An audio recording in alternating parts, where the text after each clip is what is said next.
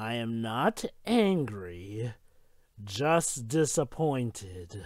We had such a good Halloween run. We had a good video game. Well, okay, good depends on your point of view, but Deadly Premonition was at least a proper video game for Halloween. We had surprisingly good Halloween movies in the shape of Dr. Sleep and the Addams Family movie. We had a good Harry Potter movie here and there. We have a good enough finale that actually takes place during Halloween. Audience, I apologize, though, that we are wasting a perfectly good Halloween Day pick, nay, 2 perfectly good Halloween days on this. We could have done something scary like Disney's Snow White or Disney's Pinocchio, but no, we have to go with this, the stuff that Zombillennium was making fun of. Well, you know what they say in my country, Java, away with the tooth, away with the pain, because guess what, folks? We are finishing the Twilight Saga now! Yay! Twilight You know what they say? Yes. You know what they say in my country? Well, guys, you know what they say in my country? What? Fuck off my lawn. Bloody hell. Yeah, Well, let's go with that. Also, Anyway, the Twilight Saga, a phrase that no one can say with a straight face. A saga. It must be used since New Moon, at least. But anyway, we're starting with Breaking Dawn. And since we mentioned that Harry Potter and Deathly Hallows was the first major occasion in movie history in recent time, where they split the final part into 2 for accommodating and trying to adapt a bit more, explaining better the story, this was the second major case. And many people thought that it was just pointless and essentially just ripping off that's the thing. More cash. That's the thing, Teo. Even the books themselves are full of filler crap that doesn't need to be in it. And if you just, cut out any kind of filler stuff, there's not even material enough for 1 book, much less 2. But I can tell this, they must have paid off because of both these and the next one, despite having a higher budget of around 120 million medium, they are the ones that grows the most out of, near the 1 billion unit. Well, not too much, but around that mark. So being also the grand finale and all makes sense. This time with Bill Condon. Bill Condon. The guy who went on to direct the Beauty and the Beast remake. Brilliant. Okay, now believe it or not... Hey, he also did Mr. Holmes. That was a good one. He was the writer of Chicago. Okay, great. Now believe it or not, this being a 2-parter is not so much a money grab so much as it is actually about where they had to divide these. Otherwise, this would be one of the longest movies possible. This goes into the book. Believe it or not, Breaking Dawn was originally just a fun little epilogue that Stephanie Meyer wrote for herself back when Twilight was supposed to be a one-off series, because even Meyer herself wasn't expecting it to blow up as much as it did. That said, when it eventually sprouted into a series, she developed the epilogue into properly Breaking Dawn, the longest book of a Twilight series. How long is it? So long that it's divided into 3 sections, which are described as books themselves. One is in Bella's perspective, the second one is in Jacob's perspective, and the third one goes back to Bella's perspective, and it is that long. So get a look in. Yeah, for 25. Is that book a sign of things to come, considering what we're getting now? Let me put it like this, Shiroi. Breaking Dawn was the book where even some of the most diehard of fans jumped ship, so it's probably a good thing that it was the last one. People freaking hate this story, whether they're a fan or not. And people who were watching this for fun, mind you, suddenly felt that the joke was no longer funny, considering how despicable and utterly trash Breaking Dawn is. It is something to dread. We're starting, of course, with part 1, which, as far as I remember, my memory is still a bit fuzzy and wild. It focuses mostly on Edward and Bella finally getting married and fucking each other. And fucking each other in a hotel. So oh no, this is the baby movie. Get ready for some snookies. Oh no. Start before a small black screen right before the custom Summon Entertainment logo, which precedes directly the title of the movie. In 3, 2, 1, click. So, Shiroi. Apparently, this thing premiered in my country, October 30, 2011, the Rome Things Festival. I'm so sorry. So basically, a lot of Italian men were dragged by their wives/girlfriends. That's the thing, Pedro. This was a film festival, like major important screening for journalists and everything. This is more baffling when Square Enix presented 2 years in a row Final Fantasy VII Advent Children at the Venice Movie Film Festival. Kristen, could you maybe try and sound... Oh, my kidding. Hey, you were going to ask something, Pedro? I was. Shiroi, so Shiroi, do you trust Stephanie Meyer to handle the subject of abortion? Oh, God. Oh, God. What? Jacob, at least when the shower stops... Oh my well, God. at least they... Well, okay. Gotta give the movie something. They know their audience. The first minute Jacob shows up, he takes off his shirt. Okay. Let's do a bit of became a meme, though. He received the invitation for the marriage. And, of course, as tradition, the father keeps being the best character because he's the most sad person in the world. Remember, Shiroi, as Ted taught us, that guy, Taylor Lautner, is actually the kid, the chubby kid from Ted. So... Also, there was a shot with an obvious green screen and it was terrible. Yeah, it was, right? How much did the film cost again? I don't know. 110 million. Get it? Bella doesn't know how to walk with heels. Maybe he's taking off the shirts so he doesn't rip them when he transforms, but I'm giving them too much credit, I think. Breaking them in? What does that mean? It means getting your feet used to the shoes. Oh. Pretty much, yeah. Yeah, basically, Pedro, sometimes shoes... No, I'm aware of that. I'm aware of that. It's just the way they say it. Like, it's a common phrase around here. It's kind of like the theater expression of break a leg. I never understood. Like, can't you have a better way of saying good luck? Go ahead. A question, actually. Go ahead. What happens in this film? What happens in this film? Very little, Dwebs. Very little. It's like I said, it's mostly about the marriage. Preparing to it, the execution, and then fucking. If we cut out all the pointless stuff in these movies, every movie will be like 5 minutes long. So. If I wanted to watch a movie about the lead up to these on the bounce. If I wanted to watch a movie about the lead up to marriage, I'd watch Bridesmaids because that's actually funny. Don't worry, Dwebs. There's plenty to talk about in this movie. That was back before Paul Feig turned against his movie-going audiences. Shiroi, you know what else is a better lead up to a marriage? What? The first series of Unfortunate Events book. Yeah. Oh, look, she has a dream catcher. Oh, yeah, that was Jacob that gave it to her, if I remember correctly. I remember Werewolf associated with Native Americans. Yeah. And that's the thing. The protagonists have to stop. Sure. You know, I've done some research. Yeah, apparently Stephanie Meyer may be... Oh, well, who am I kidding? It's not maybe. She is definitely responsible for cultural appropriation regarding the werewolves and the native tribe. Why am I not surprised? Considering this or that. She completely misrepresented how the tribe works and whatnot. But that's just scraping the surface. Also, I believe dream catchers are also appropriation. So We've been waiting a century to marry this particular... So, yeah, I've been looking up Dominic Noble to see how the book sold up to the movies. Okay, the movies are overall the better experience, but there are some things that the movies do worse and a lot of things that the books do worse. For instance, it was, so I was definitely right. The reason Jacob becomes terrible in book 3 is because Meyer realized that people kind of preferred him as Belle's love interest because, you know, he actually acted like a decent person to her. So she literally demonized him in story for, oh, that's cute, the bride. Ah, look at that, guys! A much better movie we could be watching. So wait, was it, like, remind me again, the original Bride of Frankenstein, is it now public domain, or did they have to pay rights to Universal? I think it is. I think most of these early Boris Karloff era movies, most of these have become public domain by this point, I think. That depends. I'll need to look that up.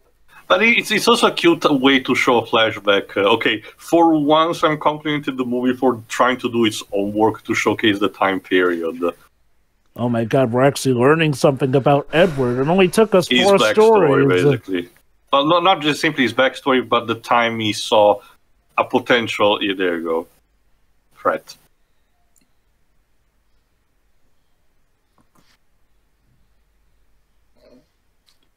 And now a noir filter.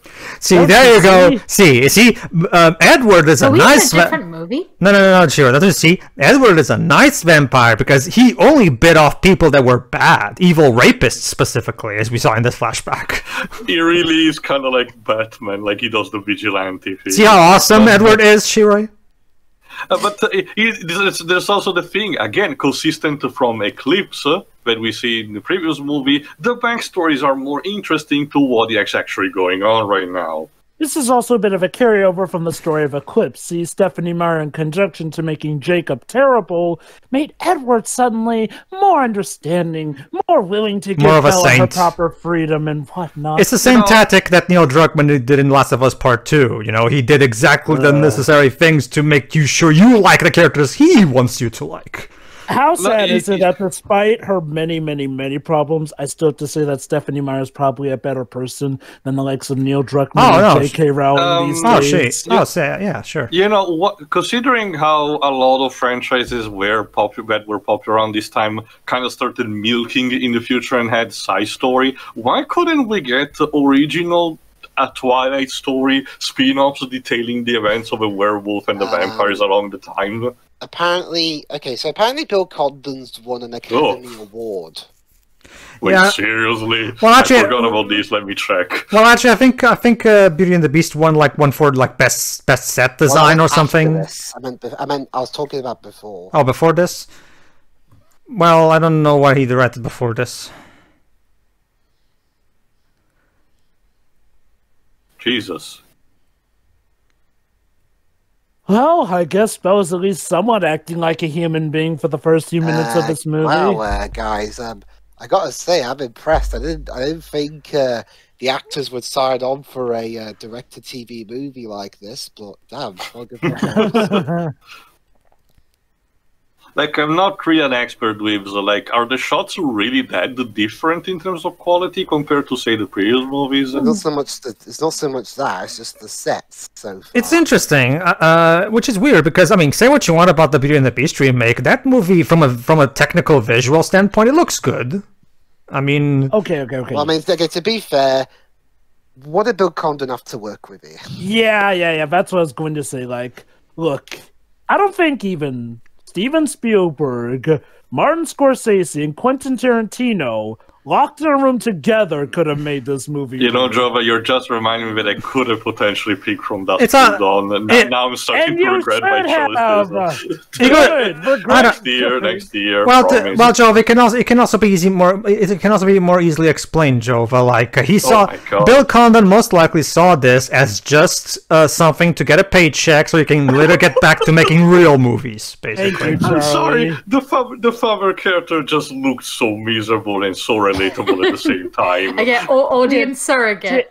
Exactly. You know, like it's really his job accompanying his daughter to the altar, but he's just sitting there. Hi, Michael Sheen. How you doing? Where did everyone go? What does this mean? And symbolism. You may now kiss the bride. And doing more than kissing. Edward, why are you smiling? What does this mean? Hold on, Teo. You didn't even know the half of it, We're standing on a mountain of corpses. Hold on, Teo. You don't even know the half of it. There you go. No, I know. It's just been... There you go. Now, Shiroi, take a wild guess. What relevance would that dream sequence that we just saw have in the rest of the movies? Absolutely nothing. What does Dribs, tell us what Shiroi has won! She gets to continue watching the movie. No! Continue watching the movie! Seriously, that sequence has nothing to do with anything. It never comes up again. It's not really foreshadowing anything because yes, there are people that are going to. By the end of this series, nobody important would have died. I assure you. So that sequence thing has nothing to do with anything. And at the end of the CGI starts getting even weird. Joe, a question. Was that in the book? Was that sequence in the book? I don't recall that sequence being in the book. Okay. I mean, I wouldn't necessarily know to the best extent, but no mention of that in summarizations of the book. Anyway, regarding the father, though, he is much better in the movies than he is in the books, because in Eclipse, he, like many, originally preferred Jacob. However, that was even with Jacob acting terrible, to the point where when Bella reports to him that Jacob kind of came onto her without her consent, he just jokes about it and says, girls will be girls. Like, I mean, I get preferring Jacob, but wow. I'll say this, thank God the movie salvaged his character. I wonder whose idea was to improve his character or someone else. Grandma Swan. That reminds me, Jova, like, is this the same family of the Swan Princess? Because, like, what, you think they're descended from Odette? Maybe, who knows? To be fair, we never knew the last name of Odette and her father. So wouldn't that be something? Her last name is Swan, so of course Rothbart turned her into a swan. Oh boy, the favorite part of every woman titled marriage. Wait, you're only seeing your dress now? Depends on the woman too. No, that's the thing, Pedro. My mother and my sister would not shut up about watching those programs about people choosing their I'm sure about dress. that. I don't understand why. I understand. Well, Theo, look at it this way. I mean, obviously it's a very special day, so they want so looking nice and memorable for the occasion is important. Because it's a very special, special occasion. That, but I don't understand trying to make recurring programs tied to this. It's because they know. It's because people who make those shows, they know that women like that. A lot of women like that, so they exploit that particular need for watching it. Sure. Anyway, Bella's friends are there. Sorry, yes, Joel? Yeah, Bella's friends are there. You remember them? Okay, the expression on her once again, the school friends continue to be completely pointless and irrelevant. But yeah, one of them played by Amanda Seyfried. Hold on, one at a time, Jova. But yeah, one of them's played by Amanda Seyfried. What is she doing here? Amanda, what are you doing here? Wasn't the Mamma Mia movies enough? Do you have to be in this crap too?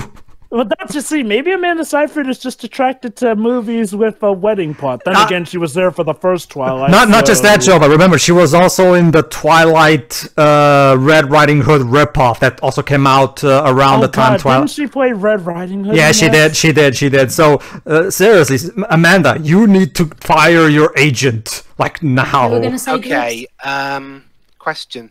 Yes. Why does Bella look like she's regretting this wedding? I know, right? It's her usual fucking dull surprise expression. I have a theory. Allow me. Bad acting, that's why. Yeah, basically I was going to say the same thing, but more elaborate. Basically, is she supposed to be nervous? The problem is Kristen Stewart cannot act to save her life. So, yeah, basically. I swear, Kristen Stewart was kind of better at acting in Zafira when she had to play a bratty, older teenage sister. Also, I noticed that, yes, there was also Stephanie Meyer herself as a cameo in there. Stephanie Meyer thinks she at this point was thinking she was so hot shit she could do the director cameo like Alfred Hitchcock or Peter Jackson. So it's like Stephanie Meyer's watching her two kids get married. And it's utterly disgusting. Yep. Seriously, look at her. She looks like she doesn't even want to be there. I swear to God, the Lannister relationship felt more better. And their new marketing will be incest is incest. She literally looks like she's about to throw up. Wouldn't it be funny if she just throws up right there? And then that would be a perfect photo. I wonder if there's a blooper of that. Could you imagine? Now he's accompanying her at the altar. Now that's actually nice. Could you imagine if you're... I love the expressions of Charlie. Yeah. Could you imagine if you're at the altar waiting for your groom or bride to arrive, and then when he or she gets there, suddenly he or she throws up on the priest's feet, and I'm like, and you'll be like, honey, like... That's a nice Tuesday. Oh my god, the green screen! Oh! Couldn't you? Are you telling me? Are you telling me you couldn't find any set to shoot the scene in? You had to resort to a green screen? Okay. I'm gonna say it. High School Musical 3 felt like it had better production values than this. Okay, I am now convinced, Jova. Bill Condon saw this movie as nothing more than just an excuse to get a paycheck so he could get back to making real movies. It was probably a good paycheck. I'm willing to believe that, except for Michael Sheen and the guy who plays Dr. Carlisle, that everyone involved with this movie saw this as a paycheck. Like I said before, Robert Pattinson has gone on to say he hates these movies. Oh, no, it's yes. I was about to say, we know he absolutely despises this. The only reason he did these movies is because so he could get a boost in his career. Because and also per tradition, our copies actually have subs for the song that is going on. Oh, by the page, a fun fact, he also did this so that he wouldn't be typecast for his role in Harry Potter. Wish granted! That kind of backfired. That's a monkey's paw if I ever saw one. Imagine being the one Harry Potter cast member not to be typecast for being in Harry Potter, but instead it's because you got typecast for being Edward flipping Cullen, one of the worst protagonists in fictional history. Mm-hmm. Oh, boy. The beginning of the end. I wish. Wait, we're watching the wood poison rats curve through the white fence. What the fuck is this? Well, look. No. Don't worry, Shiroy. The honeymoon itself is actually one of the better parts of the movie. I'm sorry. The song is romantic until the moment you start paying attention to the lyrics. I have a question. Can you guys not feel the romance blooming off of the screen here? No, I can't. Yes, Peter? Anna Kendrick, why are you still in these movies? Why? Because. Anna Kendrick, Amanda Seyfried. Seriously, girls, you could do better. Yeah, again. I'm with you. Pass the beer, buddy. Yeah, let's join him. Sparkling firewater. That's not racist at all. And this time, I genuinely don't even have alcohol nearby. That is terrible. Seriously, Stephanie, did your parents never teach you anything about racial sensibilities? Seriously? I get the feeling not. Okay, I will give Stephanie Meyer this. I would chalk it up more to ignorance than actual maliceness. At least I want to hope that is the case, because I'm actually willing to go with the. Remember, Joe, whenever attributed to malice, can be easily attributed to stupidity. So pretty much. I think the default process was that she wanted to insert she wanted to insert that because she thought it would have give them an oral mystic aura and expand a bit the lore. It's I know. I also realized something too. Stephanie Meyer is basically an untalented female air gay. Basically.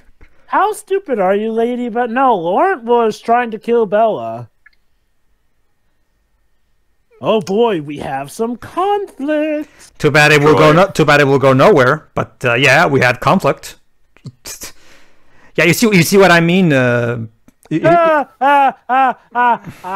of our own is sick that we let a werewolf come, but it's just family drama. It's not like we have a war dedicated to werewolves versus vampires that could get out of control. Or is anything. That a young Kevin James on the mic? Hold on. Didn't we defeat the red-headed evil vampire in the last movie, though? Yes. Yet conflict is still on the horizon. Well, yeah, but it's not because. But it's not yet. I mean, the later conflict is going to be because of the daughter, not so much because. Yeah. I'm talking about the vampires being mad that they let the guy who killed Laurent come, even though Laurent was a bad guy. Okay, rule of thumb: if anyone in the audience who wants to get married, never let your friends or your parent make their own speeches. Gotta love how Anna Kendrick. At your no, wedding. I have witnessed some things. That is some of the most cringiest thing I've ever seen. Don't let him do it. Gotta love both Anna Kendrick and Mustache Dad here are clearly so. Oh fuck! What the fuck is this? Oh, Charlie, I love you. Ha! I never understood. Oh my! Okay. Because that's not the best character. That's the McCain Joe. This is like the McCain argument in the 2016 election. I learned how to handle a gun, and I never learned about. I wanted to hurt someone or something. Allow me to remind you. I'm sorry. Somebody must have misplaced this with the leftovers from SNL. Allow me to remind you, sure, that vampire girl is called Alice. Yeah. Okay, what Alice do you prefer? Hashtag not my Alice. Okay, sorry. Got a question, actually. Yes? Which fictional Alice do you prefer? This one or the one in the Resident Evil movies? I don't think she's familiar. Are you familiar with Alice from Resident Evil, Shiroi? We watched the first two. Okay. For context's sake, Shiroi referred to Alice by the second movie as a Mary Sue, and Shiroi hates that term. And I gotta be honest, I don't think we have seen the worst of her yet. Oh, you have. Especially considering how Bella Swan is basically the ultimate Mary Sue. Oh God, let me put it like this: Alice from the Resident Evil movies is actual competition for Bella as the worst Mary Sue I've ever seen, and I do not say that lightly. Oh great, these dancers are nothing compared to Commander Shepard. Great. What? You're not doing the monster mash? Jova, this movie is not clever enough. Yeah, you see what I mean? You see what I mean? We could have easily... basically, there's so many scenes in this movie and so many plot threads that go nowhere. Trust me, like, if they actually, you know, abbreviated this to avoid any filler, we wouldn't need 2 parts. Deathly Hallows had the decency to skip the wedding. Well, actually, no. The wedding, the wedding was there. It was just the reception. Oh, hey, Jacob. Hey, look at that. It was there for like 5 minutes. Oh, yes, there is a bit of a surprise. Jacob has now gotten over stuff and is now willing to amicably come to the wedding. And he's finally put his shirt back on. Aw, it was a nice surprise. So, hold on, Jova. Remind me again how this movie started. With Jacob angrily throwing away the invitation and ripping his shirt off, but now he's fine. It's cool. Despite everything that happened in Eclipse. Hell, not even Eclipse, just the beginning of this movie. So you'd think with an opening like that, they were going to establish that Jacob was going to, you know, show up at the wedding and say, I object. Yeah, second. Don't worry, Pedro. Maya has got you covered. She has a new way to add some quirky conflict. Oh, don't worry, Joe. I know what happens. Remember, I've seen this movie. It's just that... that's time for the usual report, Pedro. Alright, you've probably seen this in theaters as well. I did, yeah. So how was the audience this time around? Pretty much your typical Twilight audience at that point, yeah. However... the women in the audience didn't seem quite as horny as they usually were in previous movies. Oh, damn. It's almost like the Twilight factor was starting to wear off by this point. Probably, maybe they were all Team Jacob girls, so they weren't really keen on what's happening here. I think, there's also a factor into this because it had been years since the first movie by this point. By 2011, the year this film came out, I mean, it was typical that you know, stuff was going to fade out. At least Harry Potter took year-long breaks every so often. Aww.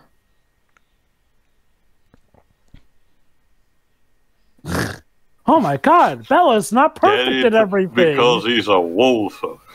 I guess we can't call her a Mary Sue anymore. Don't worry, Jacob will get a new... We still can't, Shiroi, because... She will always find a way. Shiroi, we have part 2 for that. Oh, great. Don't worry, Jacob will get a new love interest anyway. Another one? It's even worse than you're imagining. It's even worse than what you're imagining, Shiroi. We'll save it as a surprise for you, Shiroi. I'll just let you think about this, Shiroi. Who could possibly replace Bella and Jacob's heart? Don't worry, Shiroi. You're never gonna guess. Trust me. It's way too out of left field and completely insane for you to even guess. Is it one of her school friends or some shit? I wish. Swing and a miss. Here we go. Hold on. So Jacob was all fine. Is it her with them. dad? Sure. Well, oh, so you're saying that? Oh, so that would be interesting. Jacob and Mustache sat in a gay relationship. That would actually be a better subplot thing, believe it or not. I would. You know what? That would have been much better than what's happening. Okay, so get this. Well, I see that Jacob is still a creepy rapist. No, not so much that. Allow me to explain here. Jacob was just fine until he found out that they're going to have sex. What did you think was? Well, what did you think was gonna happen, you moron? Seriously. Like, they just got married. What do you think couples do after they get married? For goodness sake! Do you need a drawing? Do you need to paint your picture? Are you familiar with the concept of consummating the marriage? Consummating the marriage. Sorry. So guys, we finally got Jacob and Edward not clawing at each other's throats, only to have them clawing at each other's throats again because they're gonna have sex. What again? Oh, what no. again? What did you expect? That's terrible. So Honestly, that is actually pretty terrible. Oh, it is. It's just that, like, Jacob doesn't really have a good reason to be surprised by this. Okay. He's just being a big baby. I think I should point it out here. Again, this is part of the reason why people who did take the series seriously and people who didn't take the series seriously alike were just done with the series at this point. You can tell from the movie alone that Meyer was running out of reasons for stuff to happen. Oh, Jacob and Edward have suddenly reconciled? Well, sex will make them enemies again. You see... They're finally getting married? Well, there goes that conflict about Bella eventually becoming a vampire, and it was so old and tired. People knew how it was going to go. Oh, don't get me wrong. Meyer still had the last laugh in getting people to drop their jaws in shock by the end of it, but that was still after suffering so much of the same old goddamn formula. Yes, okay, so how long are we into this movie? 26 minutes. 27 minutes. No. We're not even 30 minutes in yet. You see, we have... Okay. What's so $100 million plus about this film so far? Okay, let me put it this way. See exactly what I mean. Here's how a good filmmaker would have... Well, okay, Bill Condon is technically a good director, but okay, here's how a good script writer would have paced this script. Instead of having all that bull crap of, Anna Kendrick talking about pointless stuff and Alice talking about pointless stuff, we skip after the kiss right to Jacob's part, because that part is actually kind of important for later. So, there you go. See, like, there's so much filler in this crap.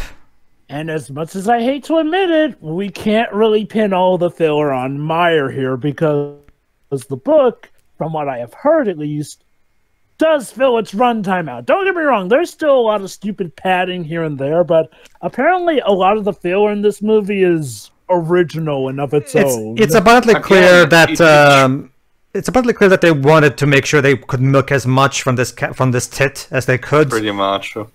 Again, it shows that the most interesting thing was that brief flashback with Edward in the 30s.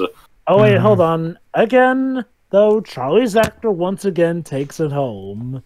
Seriously, I don't know if this guy hates the series, but I wouldn't be able to tell from how seriously he takes it. Can we have Charlie, a Twilight story happening, please?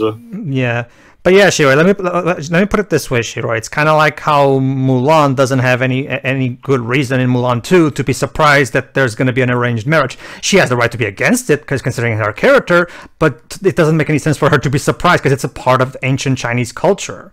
It's the culture she grew up in. It doesn't make any sense for her to be surprised by this. They finally got together. Now we can stop playing this game of will they or won't they. Also, We're Nissan. finally free. We're finally free. Also, Nissan. And yet the Nissan self-promotion is not as bad as in Quantum Break. True. I rate this movie a Nissan out of 10. Angry Joe put it best. I rate this game a Nissan out of 10. Okay, guys. So Bella and Edward are finally but she hears in the distance a wolf crying. I wonder who could it be. Question, Shiroi. What's with this guitar? When it comes to werewolf lore, are you familiar with imprinting? No. Okay, basically. Don't hint at it, Pedro. Yeah, Rio de Janeiro. Well, the concept is the concept of imprinting itself doesn't spoil anything. No. Don't even hint at it. I want to see Shiroi's reaction nice and fresh as possible, because trust me, that is something everyone who's first time. But yeah, considering Edward, like 2 movies ago, I think was also in Rio. Is that like a thing? Is a property? Yes, he has a property there, I think. But still. Hey, if you look over there, you'll see Alucard doing his own. And guess what? And guess what? They go to spend their honeymoon. Not in Paris, because that would be a cliche location. They go to Rio de Janeiro in Brazil. AKA, probably a lot of fans were South America, so we needed some pandering, kind of like the Woody Woodpecker movie did recently. I mean, Rio de Janeiro isn't a bad place to... Oh, no, Rio de Janeiro, from what I've seen in photos, it looks great. It's just that, it's interesting choice, that's all I'm saying. Oh, by the way, you'll see a bird voiced by Jesse Eisenberg flying over there, too. Okay, believe it or not, the Rio movie is good. You were referring to Rio. I thought you were still mentioning the Woody Woodpecker movie. No, Jesse Eisenberg isn't in that movie, last I checked. Jesse Eisenberg, aka the one-trick pony of acting. He was good in Rio and Zombieland. Oh god, I still can't believe he was in The Village. That's the thing, Joe, but his character in The Village is so minor, and who cares? He might as well not be. So they just said they're not staying there, so where are they going? They're going to go to an isle. Not sure. Yeah, believe it or not, Shiroi, Carlisle, aka the head of the Cullen family, for some reason owns an island in Brazil. On a doctor's salary? Did he know Pablo Escobar? Theo, how much do doctors typically make, money-wise? I got a minute. Again, not enough unless we know Pablo Escobar. I got a minute. You were in Rio for 30 seconds, and you're like, "Nah, I'm not staying in." No, but this island is still in Brazil. It's just off the coast of Rio de Janeiro. Well, then just go to the island. Why bother with the Rio bit? Because Dwebs, we have to pad this out into 2 movies. Okay. Also, Pedro, question: that bit of Portuguese he spoke, was that accurate? I didn't pay attention. Sorry. I'll look into it after we're done during the final thoughts. Anyway, yes, Theo. No, I thought you were mentioning something, but okay. I was gonna mention in the book the reason they go to the island is because they need to go to a secure place because of Bella's protection or something like that, because they're worried about the werewolves possibly here we go. converging on them. Considering how once Bella becomes a vampire, it will appear. Okay, for those who don't recall, if Bella becomes a vampire, it will effectively break the treaty between the werewolves and the vampires. In the book, they went to this island because stuff was obviously going to go down as soon as Bella became a vampire, so it was best to go someplace safe. These two are fully grown adults, and yet they look like a couple of virgin teenagers. I said just. Well, that's the thing. Well, have they even had? No. Well, no. Edward is not a virgin, but Bella is. Wait, I thought Edward was still a virgin. I think. No. He has never mentioned having sex. He spent the 30s white knighting over again, fighting rapists. I guess. Okay. Here's the thing, Pedro. Edward comes from an old day, from when the marriage thing. Okay. Sacrilege to have sex before marriage. Sure. The screen in this movie is so terrible. Again, you couldn't go. You clearly went to Brazil to shoot some of these scenes. You couldn't find a cottage in Brazil to shoot all of these things as well? Specifically where they showed. All right, I'm just going to say this right. It's time for a montage to get ready for sex. That is another thing, Shiroi. This movie is full of montages, and here's our first one, a get ready to fuck montage. I'm not even kidding. Can I just say this? I've read more substance in fan fiction. Well, Shiroi, writing better than Stephanie Meyer is not anybody can do. If I go into a zoo and a monkey sign languages to me, I write better than Stephanie Meyer. I would sign back, yeah, you're right. So that's like saying that's like saying I can climb the stairs better than a Dalek. Most of the movie. Scandalous. Most movie was shot in Canada, but the Brazilian part were in Rio de Janeiro. Bella, this is sex, not rocket science. Just go in naked. You don't. Doesn't. Well, okay, Pedro. That's kind of a rookie mistake. You never start it naked. That just ruins part of the fun. Look, I'm gonna go with a big assumption because I know there's a percentage that is fitting what I'm about to say. But Bella, I found it incredibly hard that you were never, discover your sexuality until this point, if you know what I mean. Oh, I guess they are going that's to because, well, Teo, that's because, Teo, she's so pure and shit. Like, I know that there are actual cases like this, but I found it incredibly loud when someone tells me, "Oh no, I never masturbated until marriage" or something like that, because it's highly improbable. Please tell me we're on the set of Jaws 4 and Jaws is going to eat them along the way. Please. The shark doesn't have a revenge plot against these. Also, I got this green screen. Two things. Okay, Kristen and Robert, very good. Now we need you to make love in the water. Please. But that's what we were doing, sir. Please do not pay mind to the green screen. Well, actually, this is still not sex. This is just making out. Go ahead. Alright, two things. Yes.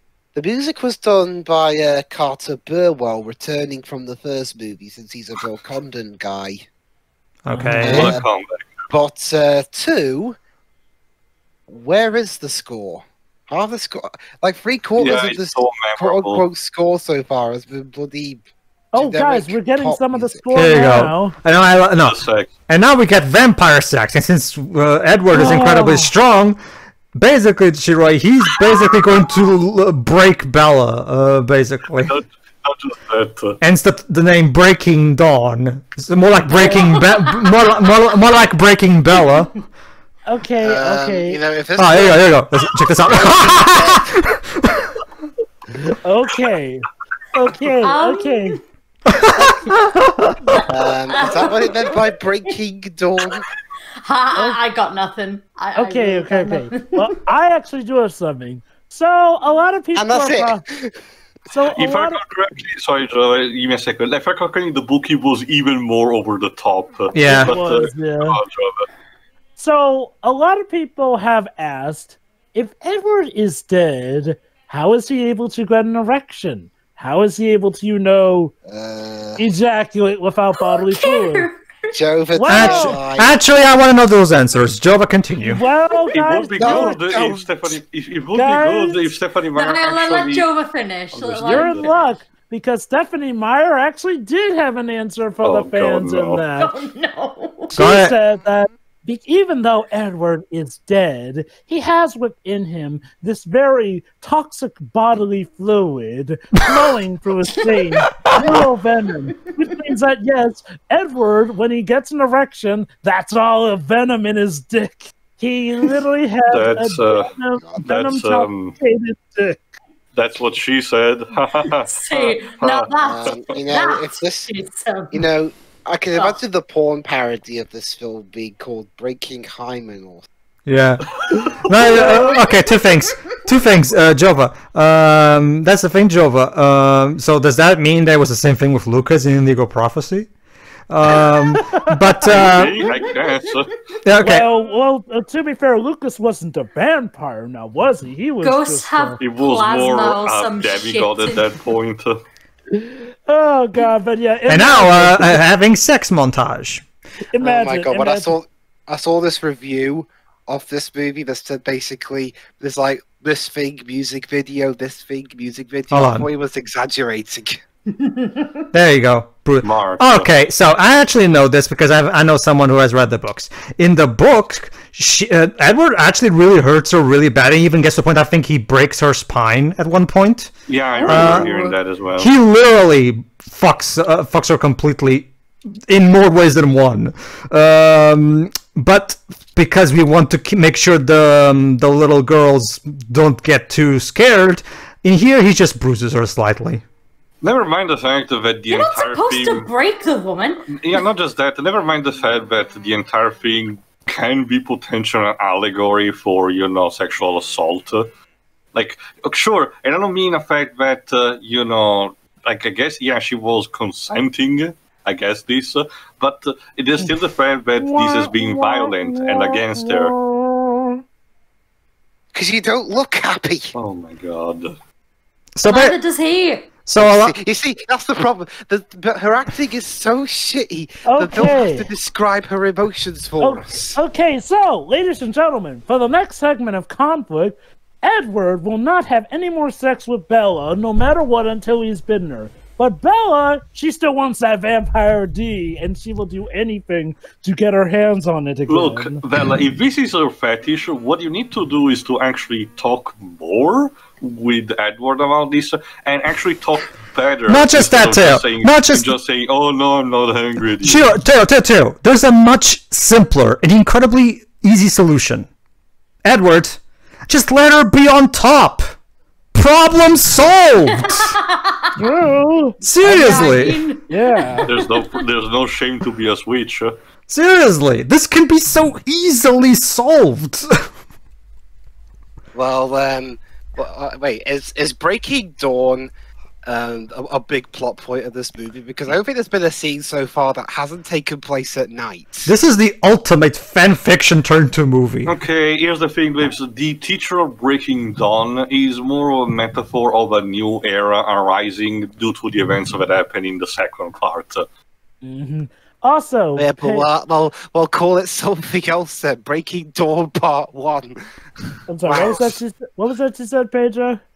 I was saying, see, we have a common joke here, Jova, where, you know, when men are discussing sexual positions, usually a joke that people will have is something along the lines of, oh, I prefer to let them be on top. Let them do all the work. You see, Edward, let her do all the moving and work. There you go. Problem solved. She can do it at her own pace and strength. There you go. See, this is so easy to get around. Okay. When are these music videos gonna stop? Yeah, let me actually use these two. Sorry, go on, Joe.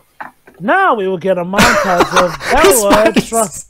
We are now getting a montage of Bella trying to get Edward to screw her. Yes. We had a montage 2 minutes ago. But that's the thing, Dibs. But that's the thing, Dibs. This is literally musical montage, the movie. Alright, let me use this time to actually tell something, because, surprise, surprise, at least part of the movie was leaked. Oh, Jesus.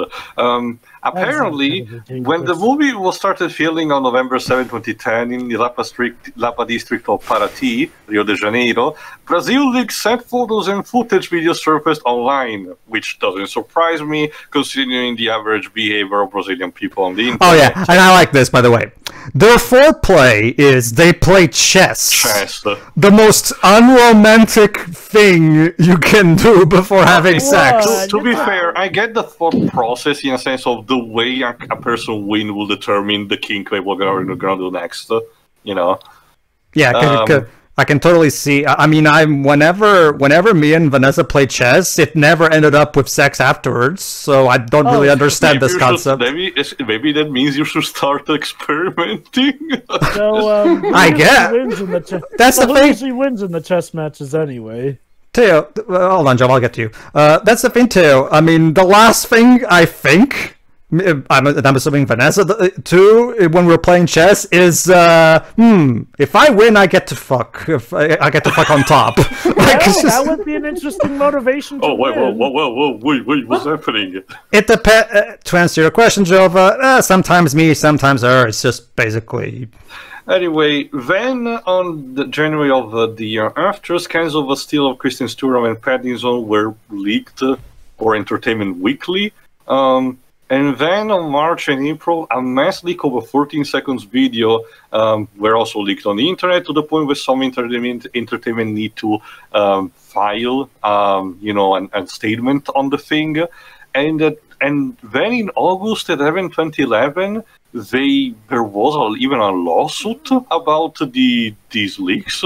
This is insane. Hold on. I actually want to hear this, because this is kind of... never mind. More fucking.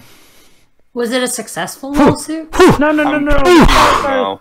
Sorry, Bella, he can't. Again, remember, the whole montage has been about Bella. trying to get him to bed her, but has been comedically failing because Edward ain't gonna have none of that. So allow me to sum this up. But Bella, I don't want to fuck you anymore. I just fuck you too hard and I'll hurt you. No, I love it. Let's fuck again. Like, so, look, she's on top now, see? There you go. You see, this is what you should have done from the start. It's almost as if, you know, our relationship should be, you know, healthy both ways, with talking and understanding each other. They ain't talking. Why movies always don't get that? Oh.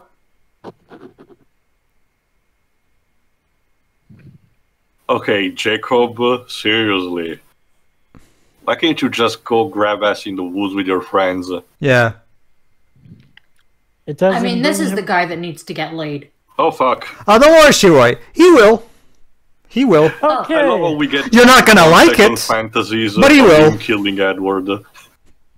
Okay, so here's the thing. In between Eclipse and Breaking Dawn, Jacob had this little thing about possibly living the rest of his life as a true wolf, completely shirking his human side because he was done with the world. I'm done and I'm becoming full furry. You have to understand. Shiroi. You have to understand, Shiroi, that one of the things that hurts us men the most is blue balls. Blue balls is very, very hard for us to go through. Also, Jacob is like, reject humanity, retold to Woofer. Huh. It's not like you've imprinted on her. It's interesting. Shiroi, what would be the female equivalent of blue balls? I have no idea. I don't even know if there's I mean, it's a similar process. It's just, I guess we'll need a different name. Yeah. Female equivalent of blue ball. Blue balls. That's a great usage of look at that. Jacob's all alone. It's called blue bean. Blue bean? Okay, I'm just gonna ask. How did you come up to that conclusion? I looked it up on Google. Oh, it actually is a thing? Yes, apparently. Yeah, bean refers to the clitoris. Question was I was thinking of something like that. You looked for that in incognito mode, right? No. Well, but he said he Googled it. Also, who's this actor? I think I saw him somewhere. What are you done to my house?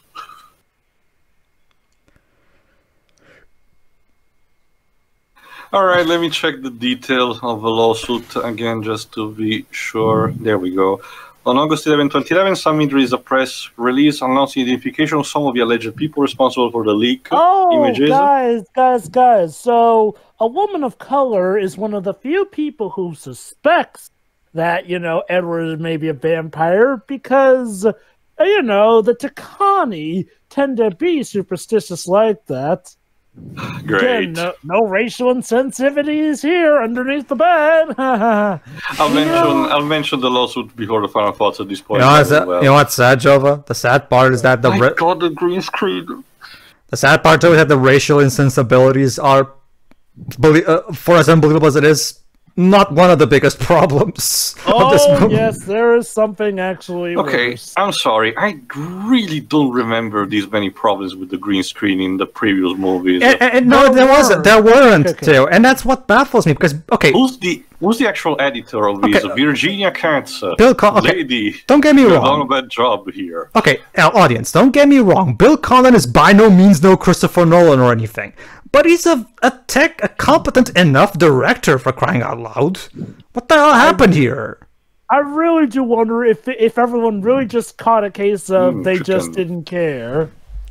That chicken is incredibly raw, Bella. You're gonna get salmonella from that.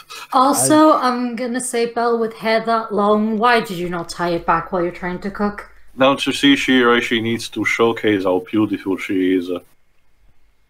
Oh no, here we go. I don't want hair in my chicken. So guess what, Shiroi? With all that unprotected sex, guess what's gonna happen now? She's having Get a an baby. STD. Wait. Bread in the oven. Jova. Yes. I'm starting to think possibly that it might have been not as good of an idea to have unprotected sex.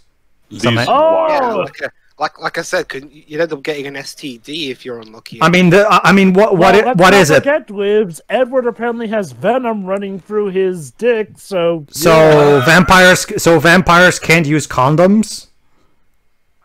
I guess they're just too powerful. Okay, there's another reason why, which I believe Edward is about to mention. Don't get me wrong, it's still stupid, but there's actually an explanation.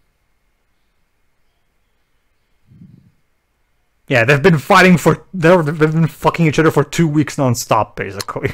Okay, well, these I actually don't know because I'm not a gynecologist or anything. Like, when the first sign should start? Well, from throwing up in the toilet and figuring out that your period. No, but yeah, true. Then I get Jova, but in terms of actual time, like 2 weeks are sufficient. Shouldn't it be a bit more? I don't know. I don't know either. I mean, Last of Us Part 2 did something similar to this. It also made me a bit... I'm not trusting Neil Druckmann. No, I know. I'm not trusting it either, Teo. Don't worry. Okay. Trust me, Teo. In the commentary itself, I question this either, like you are right now. Trust me. I'm not... But okay, I'm not, to be honest. Yes, sure, go on. From the people I know and like female friends who have had children, it's usually a few weeks in before they actually know. Which is 2 weeks since they've been started fucking. A lot of the people I know, usually they found out around like 3 weeks in, give or take. I think throwing up is the most obvious symptom. Obviously. What is that question? Can vampires go into... Here we go.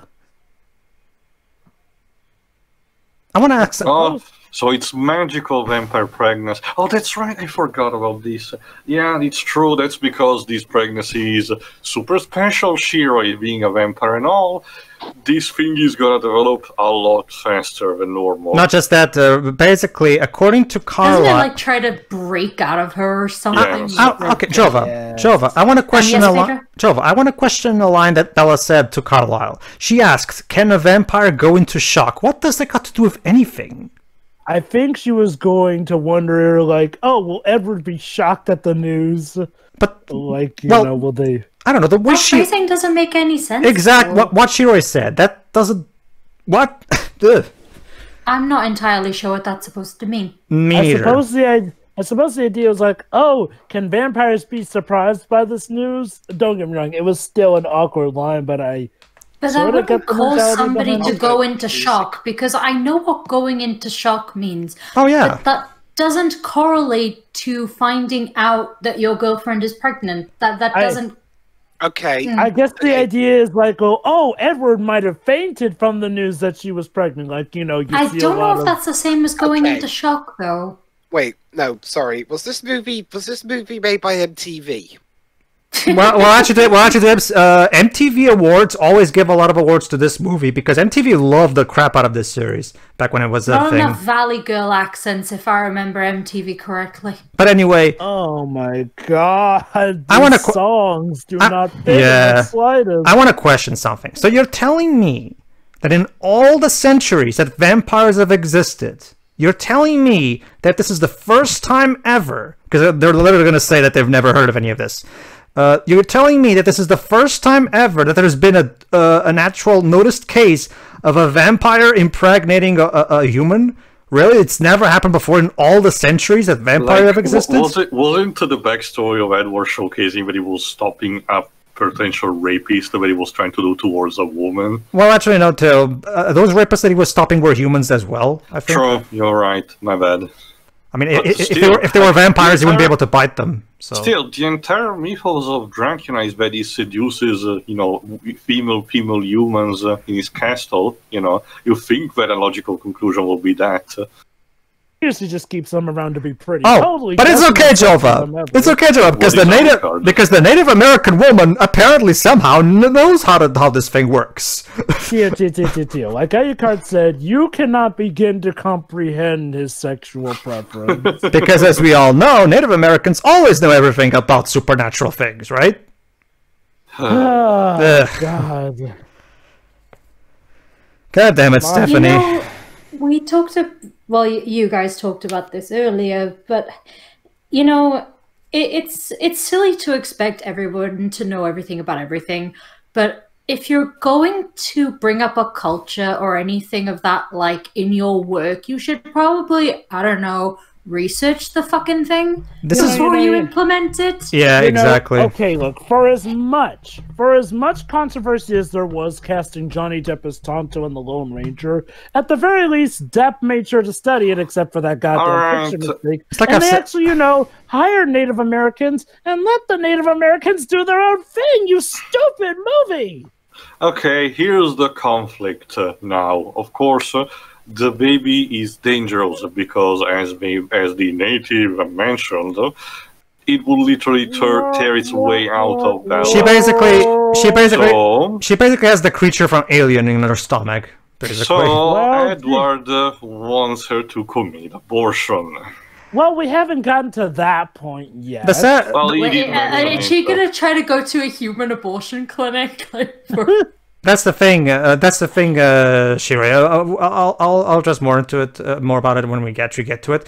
But this is also the primary reason why I consider this movie, compared to Eclipse, quote unquote, return to form, because unlike Eclipse, which was boring as crap, like Dweb said, this movie is way more baffling in its badness, and therefore gives us a lot more to work with. That's it. Consider this. Everyone was terrible in Eclipse, so to top Eclipse in badness would take something monumental. By God, did Meyer succeed, because Breaking Dawn has... Oh, trust me, it only gets better. They're worse. Trust me, Shira. It only gets, quote-unquote, better from on here. Well, the fact that we've had so much to talk about has had some kind of good result, because we're already halfway through this. Yeah, we're already halfway through this, yeah. Unlike Eclipse, this movie is actually fascinating in its terribleness. It's like I said, for as much fillers this movie has, it definitely will give you a lot to talk about. It certainly has given Dwibs a lot to talk about from the green screen alone. Well, I think I did mention it also a bit more, but still, just... Yes, she's just sick. Man, she ate Charlie. Way too much raw chicken. Charlie needs a fucking hug right now.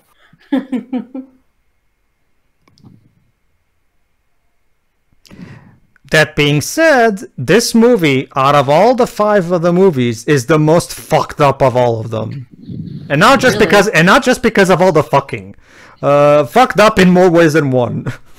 Really? Yeah. Right? It's only gonna get worse from here. I was gonna have a cider, but I thought, nah, I regret that. Well, Shira, we still have 1 hour. Feel free to go get it.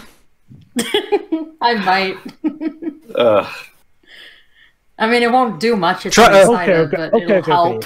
Also, Jacob with a leather jacket feels so surreal. Shira, as someone who knows how fucked up this is gonna get, I do recommend you go get it. Okay. Yes, Jova? Oh, ha, they have a cross. You were warned. Go ahead, Jova. Anyway, I will give him this. The guy playing Carlisle is still one of the better things of these movies as well. Again, not just that, Jova. All of the Cullens, outside of Edward, are actually far more interesting characters. The problem with the movie that never focuses on them enough. Hey, Jacob. Seriously, Carlisle's a freaking vampire doctor. That alone deserves its own movie or whatnot. And the actor did mention that he enjoyed his role. So again, why can't we get side stories about these characters? Could you imagine a Doctor House style spinoff where Carlisle is just diagnosing weird vampire diseases? It's like that joke in Scrubs where it's the show that JD is proposing, Dr. Acula. Get it? When the title combines, it turns out to be Dracula. Oh, and it looks like Shiroi did indeed go get that cider. Also, by the way, Jacob is taking this surprisingly well, all things considered. Again, what was the point of that opening then? Not just that, this is another story, much like with something like Avengers number 200, that treats pregnancy in probably the most disgusting way and basically demonizes the female body. Are you sure about taking it well? Again, yeah, he kind of ping-pongs back and forward in this movie. Oh, yeah, I was one. She can see Bella's... Of course she can. You see, Dwibs. Alice's vampire's power is to predict the future. The problem is, Dwibs, she can only predict the future when it's convenient for the plot. So... Okay. If there's one thing I will give Steven Universe credit, it knew how to do the whole character can see the future thing properly by not having the vision so much set in stone. So it kind of made sense, you know. Garnet sees like multiple different possibilities, which can range from simple to very outlandish. Hold on. Yeah. So there you go. Everybody wants, including Jacob, wants Bella to abort because, well, it's the safest thing to do in this case because the baby is literally sucking her life out of her and it's gonna kill her. Yeah, there you go.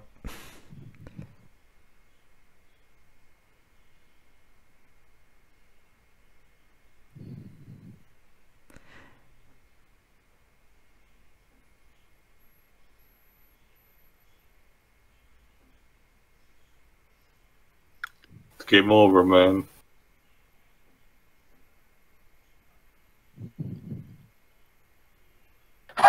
Because this is really turning out to be a real marriage. You need Jacob to convince your wife to do something. Okay. I can at the very least respect the fact that apparently Edward doesn't want to force her to abort. He wants to try to convince her verbally. And maybe Jacob can convince her, considering how consider how she likes him a lot as well. Again, like Chester A. Bum said, "Hey, this really seems like a real marriage now. Get in there." True.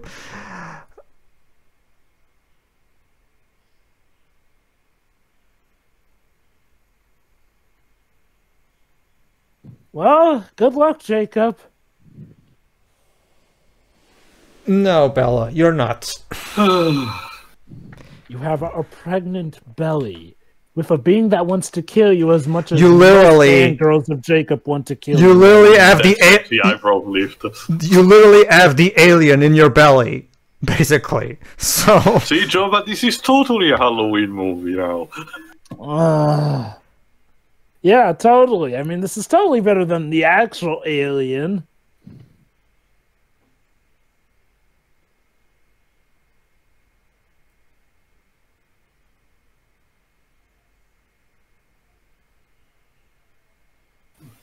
We kind of bonded in Eclipse. Basically, yeah.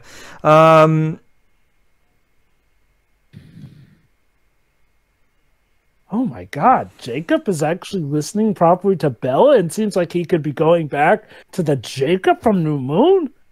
I must be dreaming. I know, like, seriously, man, I thought you were all set to make us hate him. But no, baby boy, oh my god. Well, that's a Stephanie Meyer line, all right. This, boy, again, is that gonna of be all properties, this was the one that was so convinced that he could talk seriously, you know, and dignifying about potential abortion issues. Trust me too. Like if only the movies of the 50 Shades series were faithful to the books. If only. Because I would love to see a movie where the character literally says, "His erection springs free! Holy cow!" That's mostly the problem, the fact that, you know, the book are narrating in first person, but you can't exactly do that in the movie unless you constantly fill in narration like it's a Frank Miller story. I know, but it would have been so funny.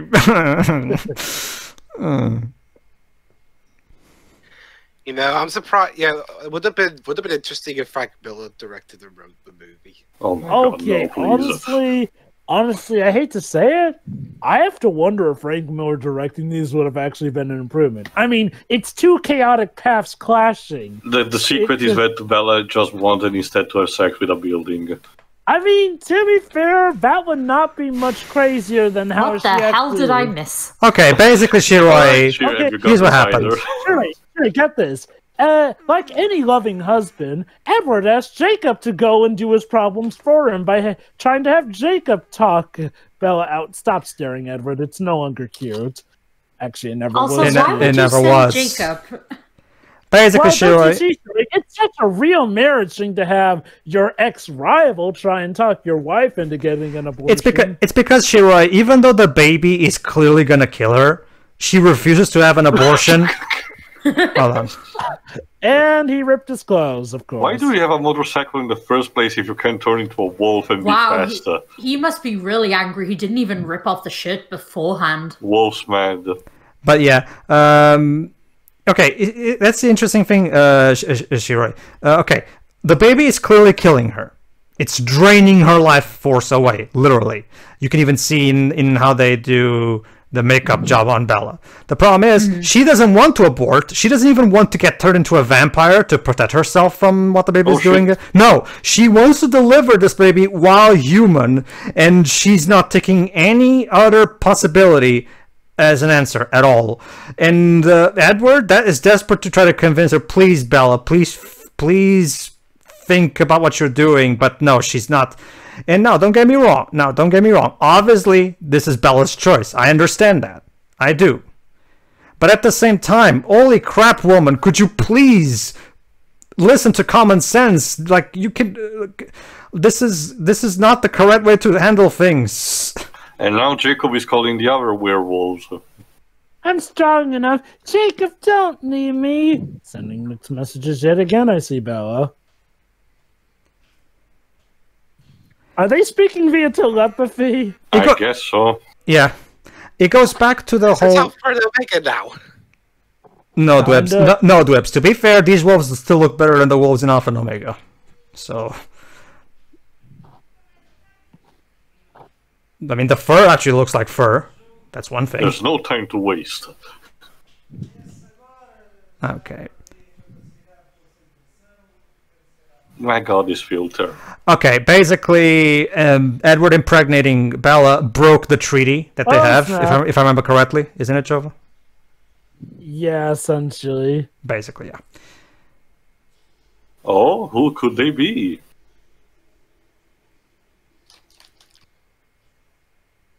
Basically, Jacob doesn't want them to kill Bella. I can just imagine the actors doing these monstrous wolf noises in the ADR booth. Please stop. Don't worry, Theo. This is Twilight. Nothing graphic is gonna happen. I'm not just that. It's just that I'm conditioned to be not really. Yeah. Fuck. Never-ending story. I get it. Wow! Epic music all of a sudden. This inspires. There you go, Dwebs. Borwell came in for a bit to provide the score. Wow, did Carter what was Carter before this bit? Was Carter Burwell thinking, nearly 20 years ago, I was co-composing the score for a Goofy movie. That was so much better than this. Mm-hmm. Again, half of it wasn't even his score; it was Don Davis's. Yeah. So Jacob's now going to stand by Belle, it seems. Do you always have a set of clothes ready? Do you always have a set of clothes ready for when you de-transform? It's magic. Just like the Hulk. No. Remember to. Aww, Seth left Sam's back to be with Jacob. No. Remember to. Stanley actually explained back in the day how it works with the Hulk. Basically, he's conveniently always wearing big pants when he turns into the Hulk. Basically. You know, I care more about these two than I do about I want Bella to be and a character, Jacob. No, you can't. Being a character in Twilight, that's a road down a deep, dark path. It's even the last movie. Seriously, I used to be a likable guy, and then you should have seen what they did to me in Eclipse. You're all terrible. Well, at least, Jacob, you have the knowledge that he can get worse from here. Not only that, Shiroi, Bella continues to be such a horrible, inconsiderate person to everyone around her. I want to do this. I want to do this no matter how much I'm hurting all of you by putting myself in such horrible danger. I'm going to deliver this child just because. Look, I understand, maternal instincts are a thing. Wait. We all get that. But the birth of this baby could cause another war or something.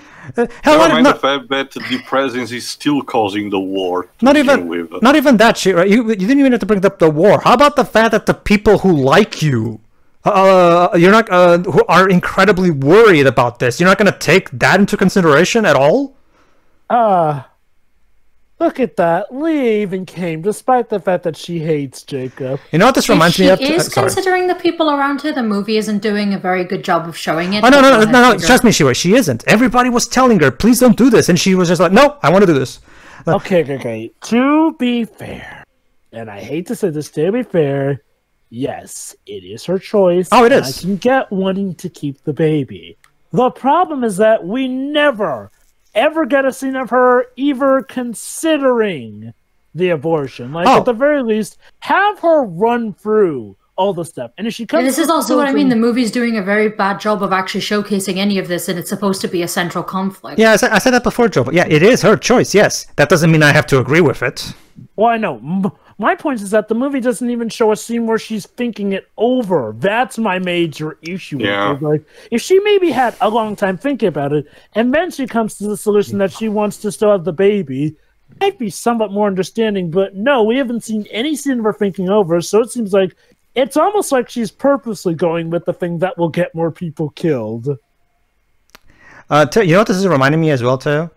What? It reminds me of, you yourself brought this up when we did the commentary, of Sarah in the climax of 13-2, where Sarah literally goes, I know that if I continue to do this, I'll die. But you know what? I don't care. And you yourself said, here's a thing, Sarah. What about the people that care about you? You're not thinking about them? Yeah. It's the same thing here. She's a complete fucking sociopath. It's not selfless, it's selfish. You know, Pedro, Tia, wouldn't it have been funny if they were actually hinting at Jacob getting with Lee here? Like, you know, them having an interesting playoff relationship here. Of course, they used to hate each other, but then they grow to love each other. You know, sort of like how Bella seemed to hate Edward at first. I don't know, Joe, but that's not fucked up enough. What other opportunities can we pursue? So, basically, this movie, despite costing almost twice as much to make as Eclipse, has effects that look no better than Eclipse, and has sets that look worse than Eclipse. I was about to say, I thought you were going to say it looks worse. Honestly, Dwibs, I'm genuinely convinced that Bill Condon saw this movie as an excuse to have a vacation and somehow get paid for it.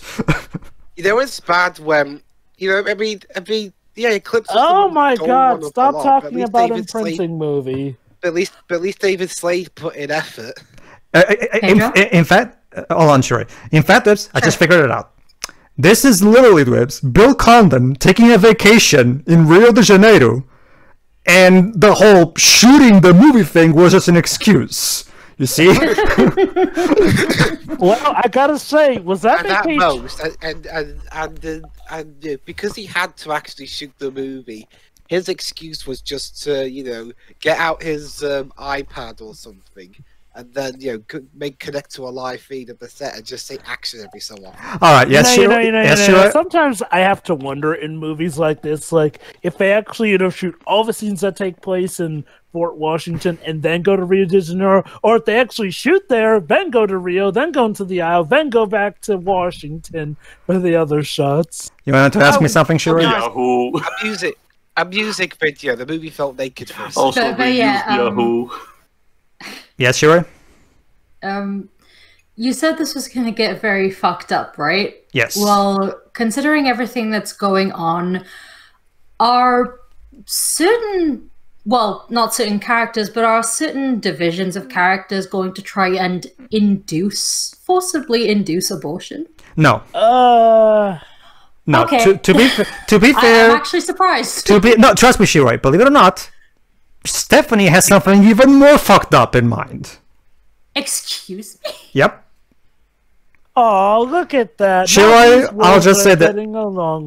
I'll just say this, Shiroi. Have that bottle on standby. You're gonna need it. It is in the fridge right now. Don't keep it. Have it on there on standby and ready. Trust me. You're gonna need it. I assure you. What I went to get earlier was a cup of coffee, but the cider is on standby. There you go. It's literally crushing your inside out. Trust me, Shiroi. You'll grow a lot of appreciation for that bottle after this is done. No, Bella! It's not alright because you're a fucking moron! No, guys, doesn't she look like the picture of health? The sunken eyes, the swollen stomach. Okay, actually, Jova... here we go. Okay, I'll wait till after this. Exactly! Listen to the fucking doctor! You fucking bitch! I want a second opinion. Oh, for God's sake. It's all her dialogue. Basically, seriously, all her dialogue since she got back has been, I'm strong enough. I'll last as long as I can. I'll survive this. I hope you enjoyed this, Dibs, because this is pretty much how she'll be for the rest of this movie. This is getting to be even more repetitive than the music videos. At least we haven't had another montage. It's just you brought up something that actually... I'm sorry, Edward. I know this will probably kill me, but I'm sorry. She literally prefers to die. I'm sorry if I'm making you suffer, Edward, but I just want to do this just because I'm a stubborn bitch. Sorry. I have to wonder... Shit happens. Yes, here. I have to wonder what... Like, because this series, you know, was very popular among, you know, mostly women. I have to wonder what the poor women who had complications while going through pregnancy must have thought of scenes like this. Okay, look. Abortion is a very tricky topic. Oh, sure. But the problem is that this thing is literally killing her, and Edward himself said it. She kind of made this decision on herself, and then when Bella say, "Oh, don't see it as me leaving you," he says, "No, how else am I supposed to see life?" I have to wonder if that was Robert Pattinson just ad-libbing there. Breaking character, yeah. Yeah, I'm what Jova said. I'm with Edward on this one. Bella's being completely inconsiderate of anybody else. Oh my god, I love her song. Okay, actually, I would like to mention one positive thing about the middle section of this movie. Even though, as we've talked about, the green screen is awful, and the special effects with the wolves are still bad, one thing I will give a credit to is the makeup. Football. Okay. I guess I'll wait a bit more before I finish. Oh, I thought you were going to say, the one thing I'll give credit to is that it shows us a football match. Well, okay, I can explain now. Okay. One thing that the makeup department for this movie, if there's one department when it comes to the production crew of this movie that is to be congratulated, at least in my opinion, is the makeup department. Why? Because Bella is supposed to, you know, deteriorate physically as the movie goes on because of what's happening to her. And to their credit, the makeup department did do a good job in making Bella's face look real. And trust me, she didn't get even worse. Like when it comes to making Kristen Stewart's face look like physically devastated and shit, the makeup department actually does a good job. Like that, for example. But like the makeup department did do a good job in making her look completely destroyed from the inside, you know? It wasn't just her face, though, as well, because, I mean, you saw when she pulled down the robe. Like, I'm not sure if they used CG or if it was makeup on her back also, but it looked like her spine was just quite visible. Yeah. In fact, Shova, fuck it, I'm gonna say it. Why did Suicide Squad get that Oscar, but this movie didn't? This movie deserved that Oscar more. Okay. To be fair, Pedro, this movie came out the same year as plenty of other better movies. Let me check. I get that, Jova. I get that, Jova. But you have to admit, this movie, if this movie won Best Makeup Award, I would have said, okay, that's fine. Suicide Squad, on the other hand, fucking no. Not in the same year that Star Trek Beyond came out, for crying out loud. Oh, Pedro. The story is pretty much that Star Trek Beyond got robbed in the box office and everything. Oh, yeah, truly. Anyway, but yeah, you gotta love that line that Alice said, "If only I could see the fetus." How much are they paying you to say that line? Seriously, girl. Honestly, guys, Yes, Dwibsy? I would buy into this more, but Kristen Stewart's been acting the way she's been acting in this scene throughout the whole series at this point. So anyway, I checked here. Apparently, the only award that at least Part 1 got is 8 for Razzie Awards, the Worst Picture, Worst Sorry, go on, Dweebs. Oh, you were saying, whatever.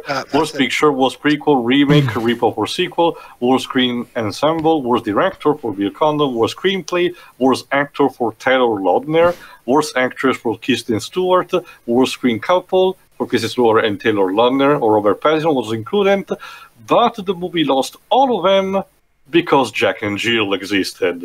Oh, God. Okay. You know what? Oh, hold on.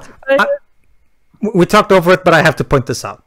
So, Shiroi, guess what? Of all the vampires, even Carlisle, who's a vampire doctor, and you should know this, of all people, Jacob, the werewolf, was the one who had a good idea. It's a vampire baby, so probably it wants blood. And so they have Bella drink blood off a straw, and this calms down the baby. Okay. Can't they inject it into her? Joe, Why does she have to drink it? Teo, correct me if I'm wrong. When a pregnant woman eats and drinks, part of the nutrients and whatever is involved will go to the baby, right? That's how it works, Obviously. right? So I'm assuming this is the logic. When she drinks the blood will, by extension, go to the baby as well. So. Okay. Here's the thing, though. Like, this is simplifying grossly because by the time the nutrients reach the baby, they're decomposed in very simple material like fat, protein, or vitamin. So no matter what do you eat, what matters is what arrives to the baby. So she could be eating basically a piece of meat. It will be the same. Gio has a point. It would be better if they injected it into her veins to get the nutrients to the baby better. You know, sort of like what you do with an IV when you're feeding someone via a tube. Like that's like the same bullshit that a lot of parents say that the mother's like, oh yeah, I eat a lot of watermelon when I was pregnant, so that's why my children actually love watermelon as fruit. That doesn't work. That is so stupid. I want to reinforce my point though. Okay, this another demonstration that Stephanie Meyer cannot write and keep characters and cannot choose characters properly when it comes to actions. Of all people to make this suggestion, it should have been Carlisle. You know, the doctor. I kind of get why Myers doing it. Don't you see? If vampires and werewolves work together more, they'd be able to solve their problems better. Oh, and by the way, Jacob completely left his fellow werewolves to, good job hanging up on your worried sick dad. I know, right? But Dwibs, what really matters is what I want, not what my father. Does he even know that she's pregnant? Nope, she's just been saying, "Oh, I'm getting better, but I also need to go to Switzerland. But I'm totally feeling better, Dad. Just imagine me healthy." But Shiroi, just because he's my dad, that doesn't mean I have to tell him that I'm pregnant. Yikes! This whole movie is just a big bout of yikes. The thing is, if he was an abusive father, then fair enough. But no, he's the best character in the bloody movie. He deserves to know. Yeah, that's what this movie should have been called. Breaking Yikes. Yep, basically. And trust me, Lips, you don't even know the half of it. Well, believe it or not, there's I've heard things. I know. I've also heard because I do know someone that has read the book. So even before I saw this movie, I knew what was going to happen. So I'm the one who's suffering for the first time. Pretty much. I can tell you this, Shiri, because we're actually going to get into the birth scene in a bit, not immediately, but in a bit. And I can tell you this, Shiri, you might want to be prepared because this thing actually had people be sick in theaters. Really? I don't know, Theo. But go ahead and finish your point. He's right. Not for the gross sound, surprisingly, but because of potential seizures. because we're going to be essentially flashing colors. Oh, sure. Apparently, Oh, Jim great. Lee, that's the thing. Of all people, Jim Lee went to see the movie with his family, and he had to tweet that he had to leave early because his 11-year-old son was feeling sick during the scene. Jim, I love you, man, but what the fuck were you doing there? So apparently, I guess his wife must have been a fan of the series. So apparently, Edward is now okay with this whole pregnancy thing. So, Don't you? Well, now that we found a way to keep her sustained, it's better now. Again, Edward definitely has some issues with mood swings. So of all people, the one who saved the day was Jacob, because Carlisle, despite being a doctor, couldn't come up with this solution. So I guess you could say that Jacob is the dogged nice guy. The top dog. While also being the underdog. Oh, snap. That's the last of it.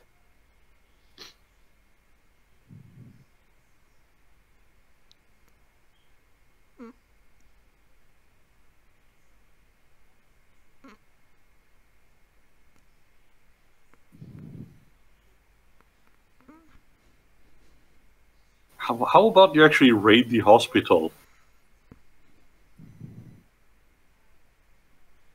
Tia, are you actually asking them to pull a Patch Adams? Tia, you realize you're asking them to pull a Patch Adams, right? I mean, okay, this place is small, and it's the classic American small, quiet mountain town. Like, how many cases do you have in your hospital? Hold on. This is a family as strong as the one I was born into. You see, Shiroi, turns out werewolves and vampires are not as different as we once thought. Sometimes family isn't worth it. Yeah. Don't you see, Jacob's got a plan, actually. Oh, I get that, Shiroi, but I don't think that's the point that the movie was trying to make. I think it was like Jova said, it was the whole, don't you see, werewolves and vampires are not as different as they themselves think. And don't you see, they'd solve a lot more problems if they just worked together. So, once again, it's up to Jacob to save the day. Seriously, okay, to be fair, it's another day to like shot with. So, to be fair, this is probably because about 25% of Breaking Dawn takes place from Jacob's perspective in the book. But, man, Jacob has been saving the day a lot in this story, hasn't he? Mm-hmm. I can't believe this.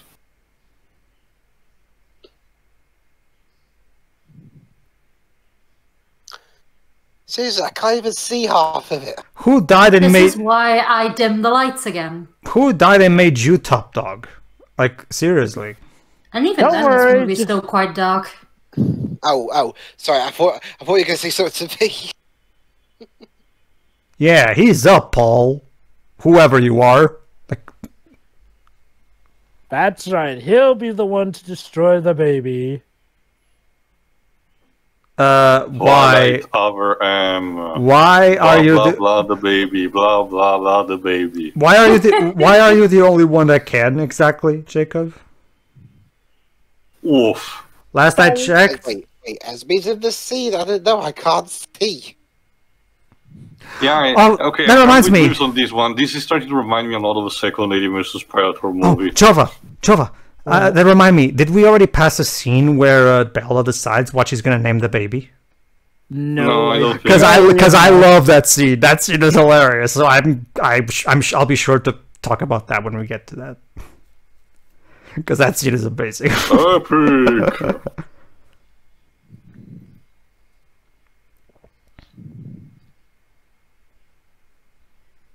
Okay, I get what the composer is trying to do, but this core has no energy. I'm pretty sure Clark Burwell is not trying either, too. Again, this is all a paycheck as far as everybody's concerned. Oh, snap. Turns out Jacob was playing them. He just needed them distracted enough. You see, Shiroi, why can't we... Jacob...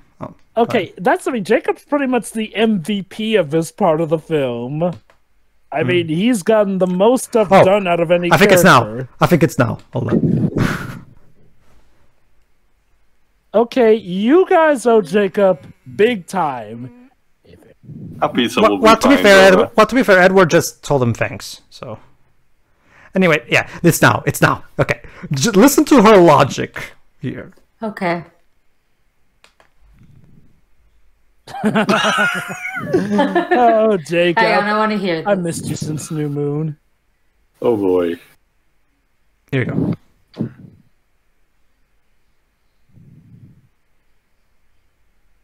She has every right to. Yeah, but hold on. Let her speak, though.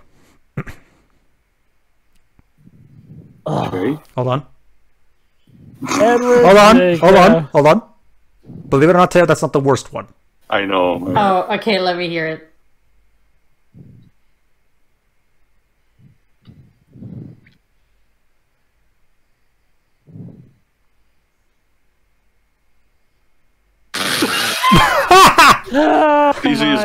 This is just as bad as the mayonnaise meme from Arrested Development. By the way, Sherry, I don't know if you actually remember, but based on these names, what do you think the gender of the child is gonna be like? The name is so stupid that even Jacob is taken aback by. Whoa, seriously? Okay. I will say this: to make the name Edward Jacob, which is already a fan fiction-y name, all things considered, sound wonderful in comparison, takes a lot, and I do mean a lot of effort. But congratulations, Stephanie Meyer, you had me immediately. Stephanie Meyer, you had me immediately praying that is a boy, because Renesmee is one of the worst goddamn names I've ever heard before. So, Shiro, thoughts on Bella's wonderful baby name ideas? All right, here we go. And which gender do you hope it is based off of those names? You've been warned, Shiro, by the way. So, if at any point you feel uncomfortable, can we just not be having the baby at all? Sorry, Shiro.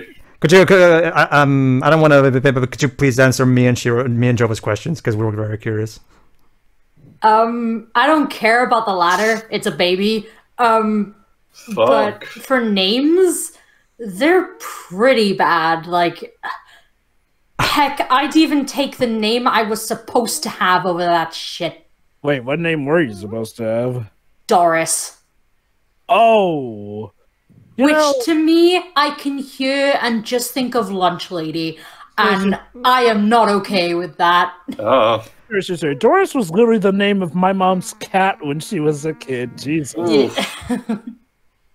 Oh, don't you see that? And I love this one. I love this one. So, Edward is doing the delivery. You think it would be Carlisle, but I guess not. And he's literally trying to take the baby out of there by literally biting it off with his vampire teeth. He literally has to right through the umbilical cord. It's a true sign of love. I gotta get in there. So tasty.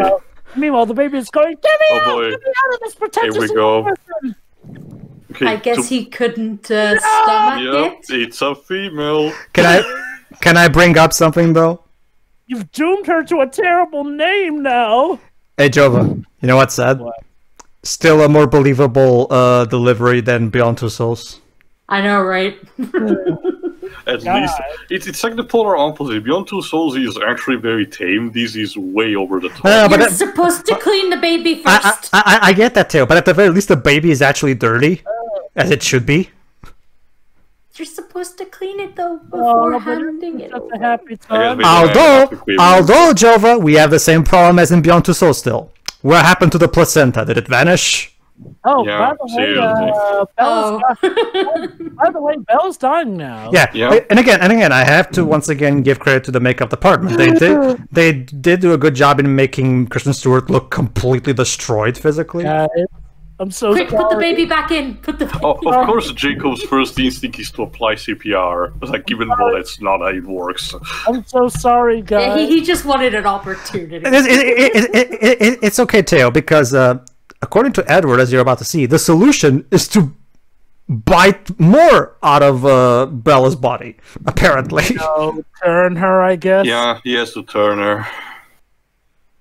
Alright, Pulp Fiction, don't fail me now. My venom, yes! I wish I was okay. For as much as I didn't like that movie, I wish I was watching Venom instead. Guys, consider this. Stephanie Meyer confirmed that all bodily fluids of vampires are venom. So when he says that's his venom, does he mean that that's his piss or that's his cum? That's the thing, Jova. Jova, I prefer you when you actually don't use swear words now. I actually do want to answer that though.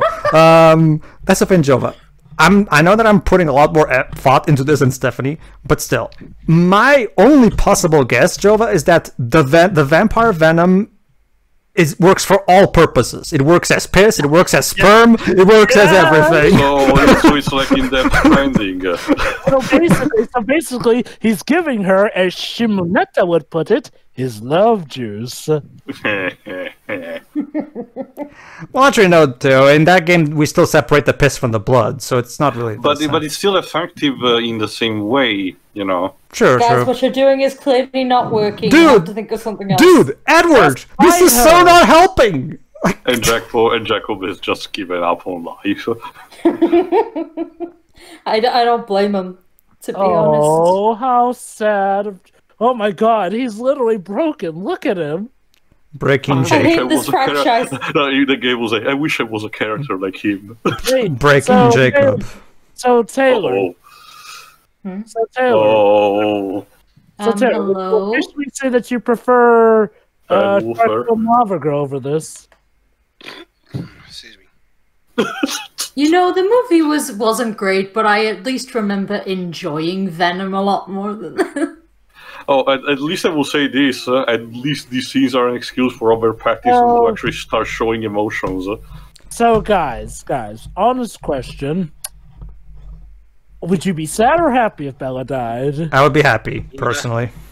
She brought this upon herself. And now, basically... Honestly, I wouldn't give a shit.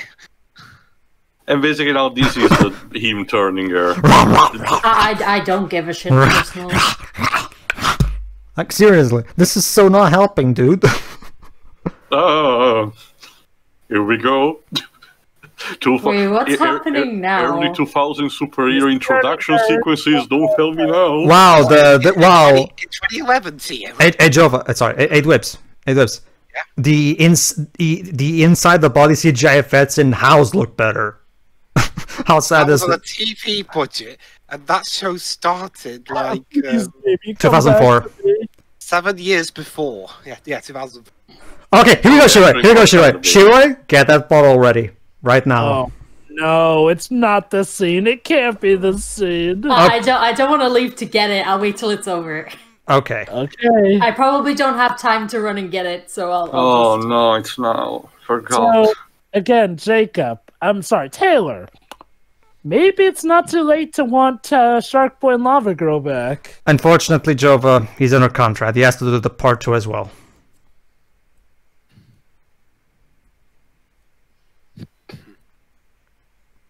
Nothing personnel.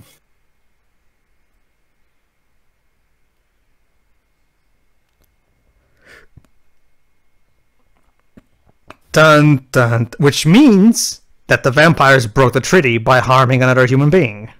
So, yeah. Treaty broken. This was a lose-lose situation. If the baby was born, they so, Shiroi, you're probably wondering, how the hell are we going to solve this problem?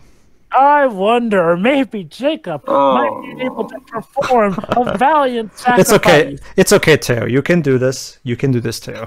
I don't have alcohol, I think. Teo. It's okay. You can do it. Here we go. Ladies and gentlemen, silence.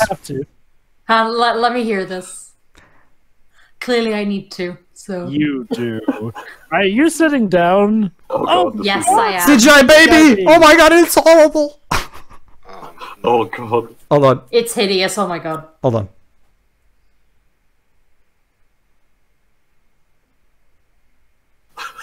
Hold on.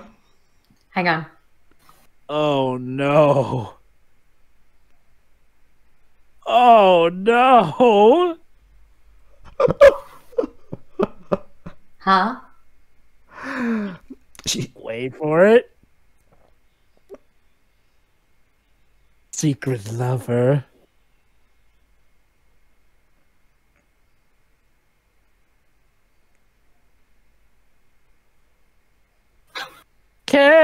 you feel the love tonight. It's very cool. Did he just... Shiroi, am I reading this wrong? no, you're not. Shiroi, hold on, Jova. Shiroi, are you familiar with werewolf imprinting? No, you already asked me this earlier. Okay, basically it's like this. Werewolves have this thing called imprinting, meaning every werewolf has that one destined other person that once they meet that person, they become eternally devoted and connected, attached to, and will love that one person forever and ever. So Jacob's big destined lover is actually Renesmee. So basically, Shiroi, what we have here, Shiroi, is newborn porn! Don't you see, Shiroi? If he can't have Bella, he'll go to the next best thing. It's her daughter! Well, I guess if they're trying to destroy that ship, they might as well make the dude a pedophile. Sure. They ruined Jacob badly in Eclipse, but Jacob went, oh, no. Okay. I'm sorry. I was hoping I'd read that wrong. I was really hoping. You didn't. Let me put it like this, Shuri. If Eclipse was supposed to be the character assassination, then Breaking Dawn was basically them going, you know what? The ground is soft, and I brought my shovel. Let's dig him deeper. You gotta dig. Okay. Shiro, question. Yes. Have you seen in terms of what Taylor Lautner did after this? Have you seen a BBC Three show called Cuckoo? Hold on, yes. This is important here. Wait, here we go. It's over. His teeth look so bright in all this. Well, because after this, Taylor Lautner was the main character in that sitcom. Oh, really? Yeah. Wait. Well, from series 2 onwards. Wait. Let him explain this. I don't think I watched past series 2. Listen here. That's a nice loophole. Hold on. So there you go, Shiro. Now we can have a war because the most absolute law that werewolves have is whoever a werewolf imprints on shall not be harmed. So none of them are going to question the fact that it's the newborn baby. Nope. No. No, none of you are questioning this at all. No. It is their way, their ever Native American way. Totally not racially insensitive. And apparently Edward seems to be perfectly okay with the. See, guys, Breaking Dawn. I hate everything about everything. And apparently Edward seems to be just okay with the fact that Jacob is literally having sexual fantasies about his daughter. Who's a baby? So sure, I start to see why people started to leave around this movie. And look, I get, we saw his vision. She wasn't, the baby in the visions, but it's still the baby currently. Okay, it's weird. Okay. I know that this doesn't. I know that this doesn't help at all. Still, but I will mention that. Joe, by all means, feel free to correct me if I'm wrong. But from what we know in the books, Jacob doesn't actually get start into a relationship with her until she's actually old enough. Is that correct? No. Instead, he's just gonna groom her. Oh, okay. Never mind then. Oh, fantastic.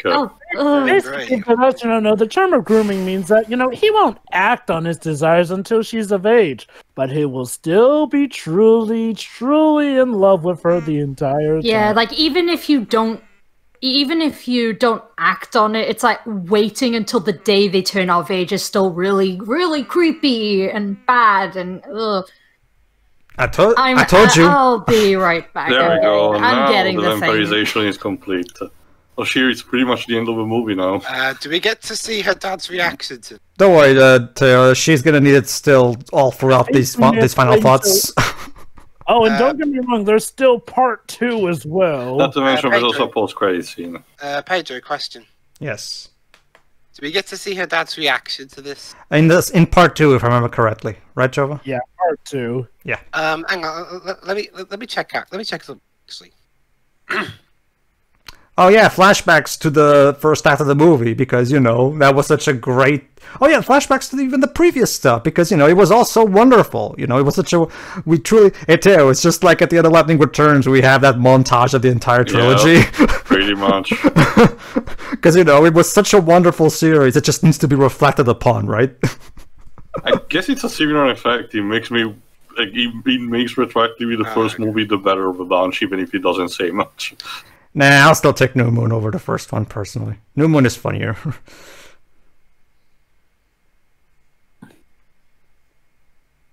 Why were you showing? Okay, now we're back in the music video. Oh, wait. Did they? It's like, okay. It's like they ripped off the title sequence of House just a bit. You know what? You know what it is, Dwibs? You know, people were complaining that the Eclipse was boring. And so Stephanie Meyer, and by extension these filmmakers, were going, oh yeah? Well, we're now gonna make it that it's impossible for you to find this movie boring because of how incredibly fucked up it is. Again, it says something. A lot of people jumped ship after this story and this movie because the joke was just not funny anymore. So is Bella okay or not? I wonder if... And now she's a vampire. And credits. Oh. Stay tuned because there's a post-credit scene, actually. There's still 11 minutes left. There's a post-credit scene, actually, Libs. But still, okay, this is just... Let me use this time before Final Thoughts to actually talk more about the lawsuit, because this was actually tied about the leaks.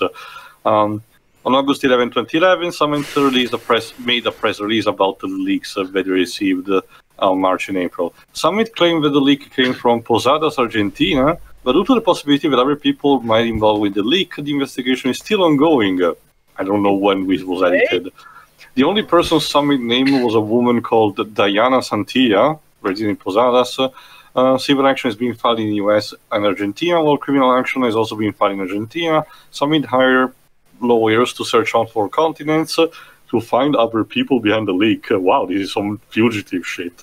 On the other the credits hand, are really this long. On the other hand, Santilla hosted a press conference in her town and denied Summit claims. Jesus Christ, this is something weird. Whatever. This pretty much went nowhere, to answer Shira's question from before. All right. Oh look, Jova, Kellen Lutz, your favorites. Also, these credits. What is this? A Quentin Tarantino movie? Joy. Oh, Ashley Green? No, girl, you're better than... Wait, Michael Sheen, but he hasn't been in this movie. Post-credit scene, Lives. He was also in one of those slight blink if you miss some flashback segments, too. Yeah, so you still have to credit him, apparently. Also, is it me, or does this title sequence at the end fit more like a comic book movie? More like a Quentin Tarantino, or Quentin Tarantino, like a pulp or Kubrick. The font and the bright colors do not fit. It reminds me of the opening credits for Clockwork Orange. Oh. Here's the thing. Remember, the daughter, then now Bella and Edward had is something that's unprecedented. So, unfortunately, the Volturi will have to answer about that. There you go, Debs. Michael Sheen. With some other pop songs. We're very zoomed out.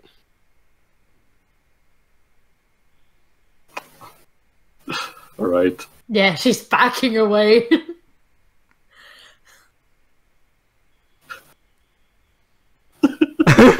Sorry, wasn't Dakota Fanning amongst your ranks? That effect.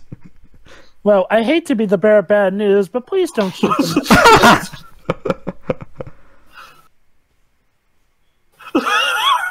Wow. Away with you. He's literally shooting the messenger. Are you gonna read it? Aro is a grammar Nazi. Who will know? It feels like we stepped into a better movie all of a sudden. Are you gonna read the thing? It's just the beginning.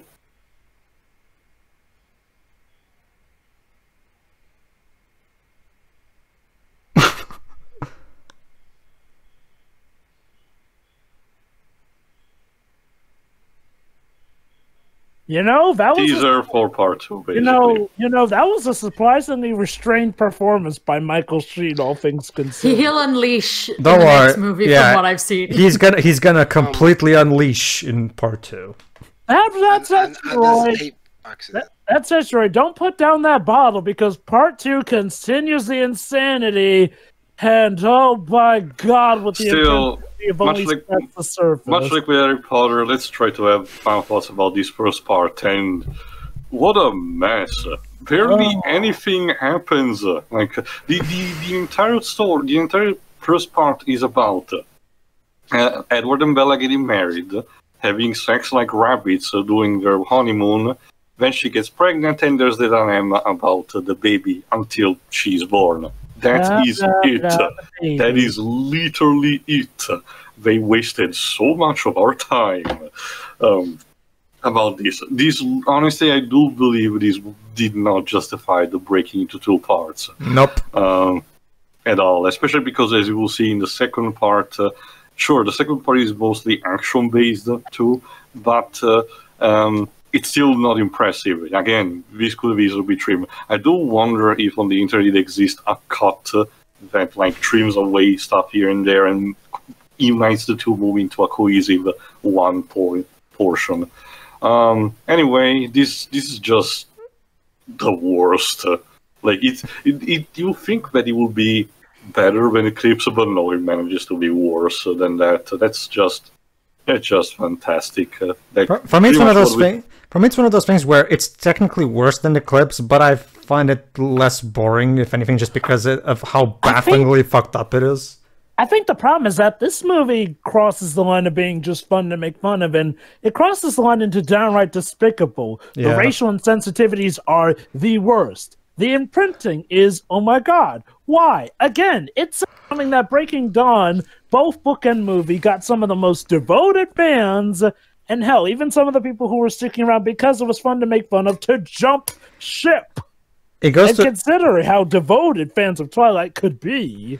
It makes you wonder what exactly is wrong with Stephenie Meyer's brain. She actually wrote this with a pen and paper, and there were no alarm signs in her brain warning her that maybe there was or how about her editor, like for a change, like or was the original script even worse? Honestly, Taylor, by that point with the 4th book, most likely there was no editing of whatsoever. They knew they would sell regardless, so fuck it. Well, that's the thing. Clever her, it was the last book, so of course it was going to sell, and it's not like the series would suffer a downfall in sales because it was the last book. So long, suckers! Ha ha ha ha! But whatever. Basically, we said most of, at least for my part, we said most of it in the main movie. The best sequence for me was literally just the minor flashback of Edward in the 30s, and once again, it reinforces my theory that we should just get side stories about vampires and werewolves across the timeline. Why couldn't we get that instead of this monarchy? Jacob is at his worst right from the get-go, where he's almost assaults Bella when he learns that her and Edward will have the sex. But Edward is a bit better than in the previous movie, both in character and as Robert Pattinson, because Robert Pattinson has excuses to actually perform here instead of being a piece of wood. So there's that. Charlie continues to be the best character in the movie. The racial insensitivity that we mentioned that was present also in the previous movie, like again the magical flashback that tells that the poor native woman had to stab herself in order to distract the vampire.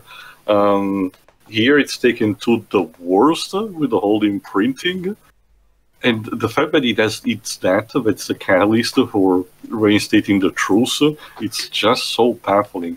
I mean, I do get the idea at its basic core, but it's still presented in such a creepy way that no matter how you look at it, it just looks creepy, awkward, and downright mean-spirited.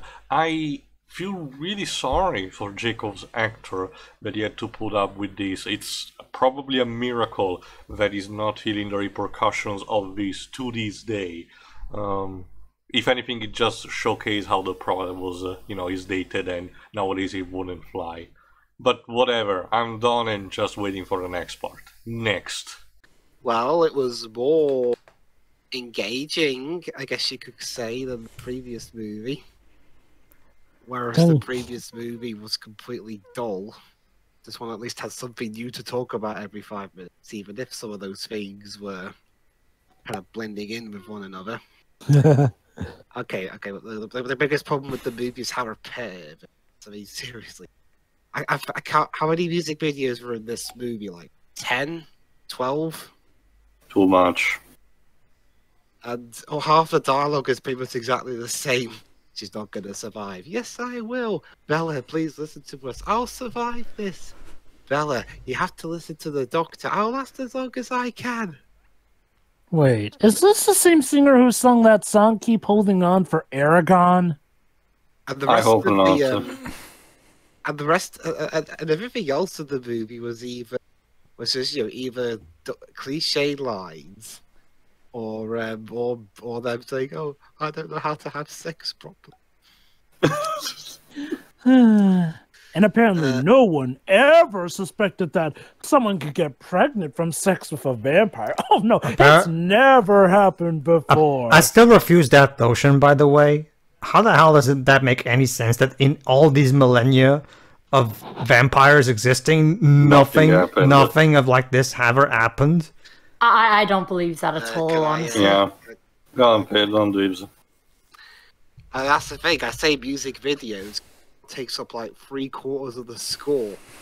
It's like, what, was Carter Burwell too busy to do an actual musical score or something? I don't know. Maybe he was rusty because this was his first film back in the Twilight series since the first one. The acting is as uninspired as it always is. I mean, again, I know, dodgy script, but like I said before, sometimes you're just giving a bad performance no matter the quality of the script. And it's starting to feel that way in a couple of here.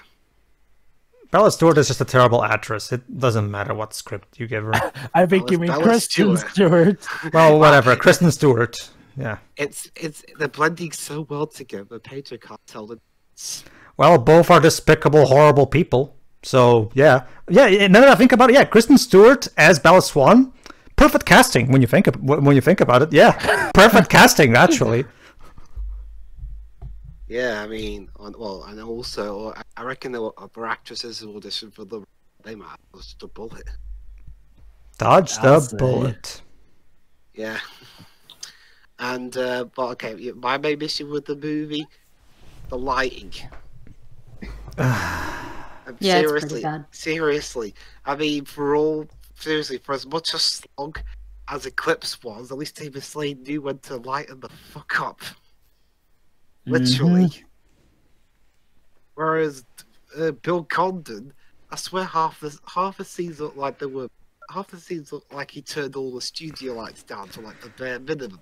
It's weird. Beauty and the Beast doesn't have this problem. Yeah, what the fuck happened especially here? That god-awful scene especially that god-awful scene with the supposed wolf confrontation near the end.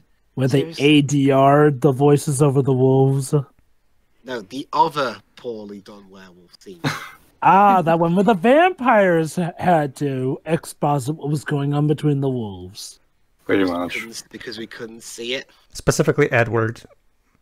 Well, okay, to be fair, Jova, people like Shiroi, for example, may not know about werewolf imprinting. So I do. I know. So I understand. Why not have? I know that, but why not? Look into the conversation between the two wolves. I mean, okay, that's not the biggest thing to complain about. And I mean, when it's not too dark, it's just unnecessarily dark. Like, I mean. Okay. Is it called Breaking Dawn because just because? like what 2/3 of this movie take place. That's the thing, Dubs. The names of They're these trying to break Dawn. That's the thing. That's the thing, Dubs. The names of these movies have in books have nothing to do with the story. They're just names for the sake of naming them. Really. They've had very slight connections, like Tio mentioned. The reason this one's called Breaking Dawn is because of the Breaking Dawn being the equivalent of a new generation. And okay, then then why was it called Twilight? The first book. I mean, what exactly does what exactly is that word referring to in the story of the first book? The life of a vampire. Okay, what about New Moon? There are no moons in that movie. Not that I remember. Werewolf. Yeah, werewolves, and also it had to do with the darkening. And, like, and the eclipse, essentially the two things colliding. Not only that, but New Moon has to... Eclipse represents my eyes closing. To be fair, Pedro, think about this. On a marketability level, focus groups will tell you that these words are not exactly super hot material. At that point, will tell you that those words are not super hot material to market your product as. So Stephanie had no real reason to name these for the sake of just making money, because it would have been counterproductive. Sure. Pretty much. And really, that's about it. When it's not, you know, it's mostly way too dark, lighting wise. Everyone looks like you know they just woke up out of bed. Especially Taylor Lautner. The plot is extremely repetitive and fucked up. Yeah, pretty much. I mean, honestly, the film was so repetitive. I didn't even have much of a reaction to top bits. Yeah, that's how bad it is. When the movie is so okay, it's more entertaining than Eclipse, but it's still got the same issue, albeit on a smaller scale. That it's so uninteresting. I don't even muster up much of a reaction to the really fucked up stuff. Something's gone wrong there. Oh, and it's interesting to know, here in Britain, this film in this original cut was going to be rated 15, but in order to get it down to the 12A stuff that they wanted, I'll read the quote directly from IMDb. But that the requested 12A certificate could be achieved by making changes to the sex scene between Edward and Bella. In particular, the BBFC suggested that the more graphic sight of Edward thrusting while he lies on top of Bella, or her legs are wrapped around his torso, be removed. It doesn't because that totally makes it so much better. Never mind all the screwed up stuff at the end. There's that one shot right there that was the handicap. Yeah, like everything else could stay. That has to go. You guys can still enjoy the wonders of a CGI baby. What the fuck? You done, Dubs? Yeah, that's it. Cheery. What do you think? So how's that side? No, hang on. First of all, a question. How long did people have to wait between this and part 2? 1 year, just like Harry Potter. Year. Oh wow, that painful year for both franchises for very different reasons. Oh boy, literal growing pains. Yes. Hey, that's what Bella was going through, I guess. So Shira, how's that cider? It's good. I picked a good one for this. Are you gonna be? Take a shot for me, sweetie. I'm with you in spirit. Well, that cider be seeing a guest return tomorrow. Well, for cider? Yes. Yeah, I have another bottle left, so probably, I don't know. Although the second one seems like it might be more fun because, okay, most of what I've seen is from the big fight scene. So don't worry, Strange. Believe it or not, we ain't done with the screwed up stuff. No. Part 2 is slightly, and maybe slightly, like maybe by an inch better, but it ain't much better. It still has some messed up stuff, and some stuff that may have you howling foul to the high heaven. All right, go ahead. I imagine one scene in particular could apply into that, but I won't go into that yet. But, okay, for stuff we haven't actually talked about much, Wow, most of this really was a waste of time. The wedding didn't need to be as prominent as it was, and unless something happens in part 2 that has some connection to it, that one weird vision from the wedding really did mean nothing. No. Yeah. The one with the corpses I'm referring to. It doesn't. We shall see. It wasn't even all that interesting. It was just completely out of left field. Someone interpret me. Yeah, I'm not doing that. I like, you know, going into interpretations of things, but I can't be bothered with this. Oh boy, the rest of this. The racial insensitivity, the abortion insensitivity, Jacob and his shit. Like I said, you thought they couldn't bury Jacob's character anymore? Screw you! We got an army of shovelers. They beat him with the shovel and then dug them. Oh man, I love this baby so much. I'm gonna fuck it one day.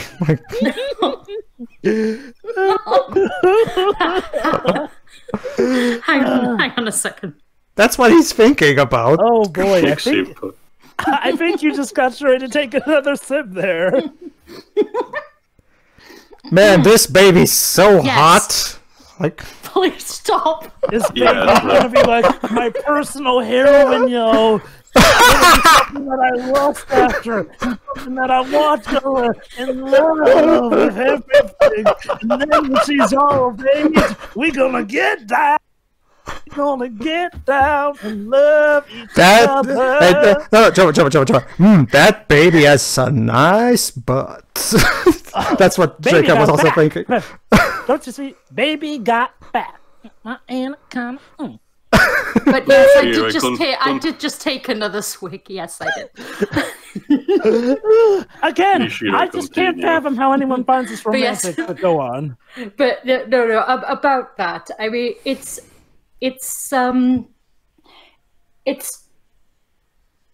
they go into it so little because it is the very end of the movie that it's ambiguous enough that people can only interpret it in this particular way. But to hear that in the book they just go, nope, this is like he straight up grooms the child. Sure.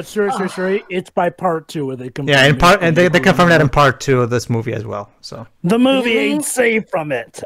You know what? This has actually clarified something for me. The fact that 50 Shades started off as Twilight fanfiction makes so much sense. Yeah. Both authors are creepy fucks. How could they not look at half the shit they were writing and not think, maybe there's something wrong here? Money, Shirai. Again, money. You've got to have money. And once again, by proxy, the editors, who thought it was, I guess they really needed a connection, a focus group, and, some certainty behind them, because it boggles my mind that an editor read that, decided it was good to print without major trimming, unless this was the trim version, which I dread to think what the original was, and thought it would have been a net profit, and it still did because it was just the right timing. Give it a couple more years, this shit wouldn't have flied at all. Actually, Tio, I have a bit of a tidbit about that. You remember how I mentioned how Breaking Dawn started off as this little old epilogue that Stephanie Meyer wrote for her own private enjoyment here and there? Well, believe it or not, part of the reason why it became such a long book was because she had to edit it. Why? To include stuff like Jacob's role. So, if anything is to be believed, in the original epilogue, the imprinting was never a factor. So, the imprinting was probably a new thing.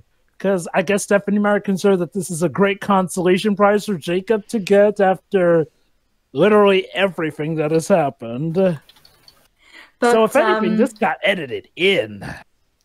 Okay. But yeah, that's also similar to 50 Shades even, because I don't know anything about the movies aside from apparently they're boring.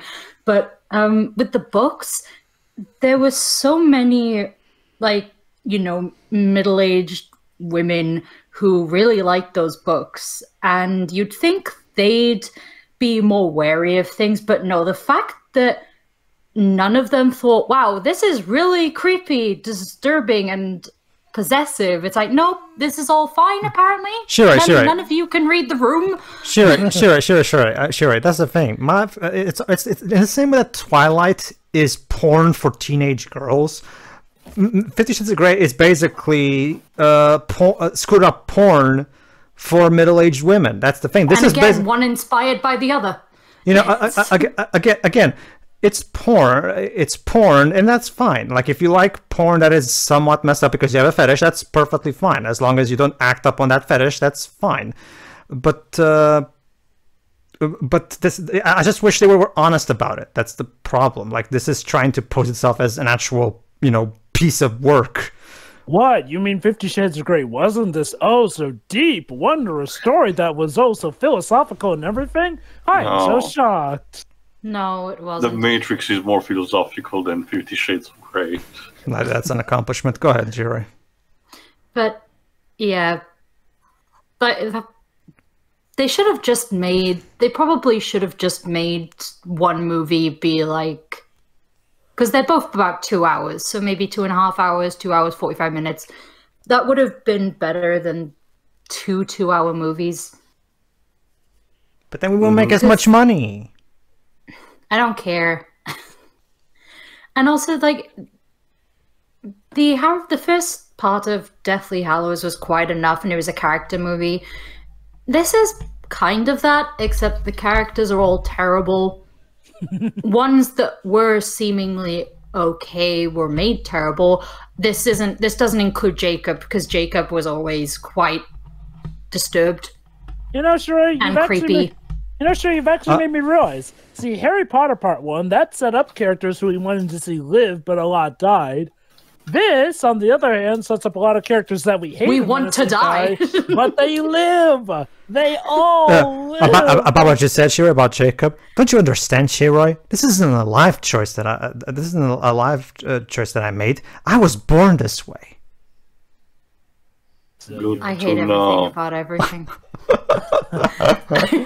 I said this during the movie, but I'm going to repeat it. But I think that's all I have to say about any of this. This is just... Yeah, this was nasty. This was some... I don't like any of this. It's going to get worse. I wonder why. Better. I mean, again, as Pedro said, the makeup is good, and even I can see that, and that's basically it. Yeah, also the father. The father continues to be the best character in any That's the thing. That's the thing. See, there is one thing about this movie that it's a minor thing, but it still makes this movie better than Revenge of the Fallen just because of it. See, I don't know. I'm honestly gonna have to say it. I consider this worse than Revenge of the Fallen. Revenge of the Fallen did not have outright pedophilia. It didn't, but it had racism, and it was longer than. That's very. I'm sorry, Jova, but length is very important to me. Go ahead, Nothing. Who's next? Actually, Share is done. Me. Go on, Jova. This was part 1, folks. Are you having fun yet? I actually am. Good for you, Pedro. Good for you. Oh boy, I'm having a lot of fun watching this train wreck. It's quite the interesting train wreck, actually. Oh God. Again, it really takes a lot for me to say this. That, hey, remember when the series wasn't this bad? Like, consider that. Me neither, Jova. Yeah. That's the thing, though. This got so many people to jump ship, and considering how screwed up a ship Twilight was in the first place, that takes some hard-boiled effort here. But I'm not here to talk about the whole thing in general. I am here to talk about the movie. So, like I said, apparently the book itself actually did sustain the length of 2 movies. The problem is that, with the adaptation process, it seems like the movie chose some baffling moments to pad out here and there.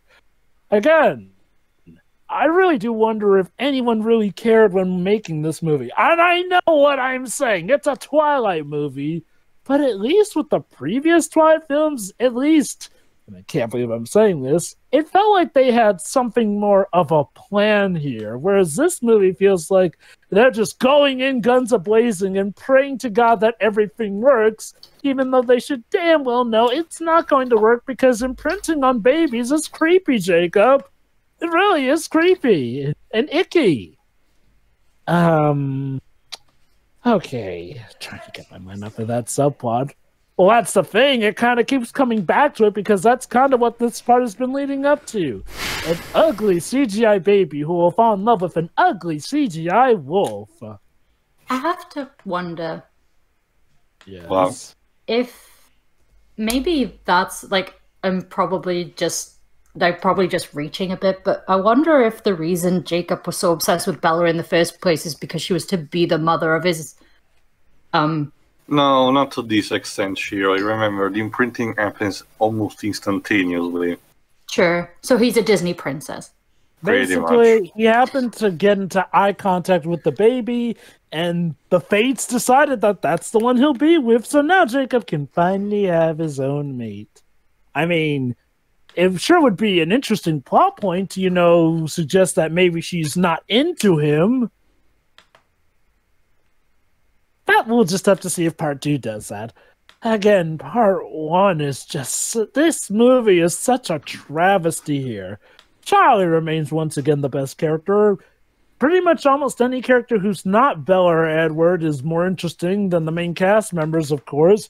Jacob is the MVP, only to then have his character not only further assassinated, but desecrated, drawn and quartered, and chopped up into a million pieces worse than 4 kids chopped up one piece with their god-awful dub.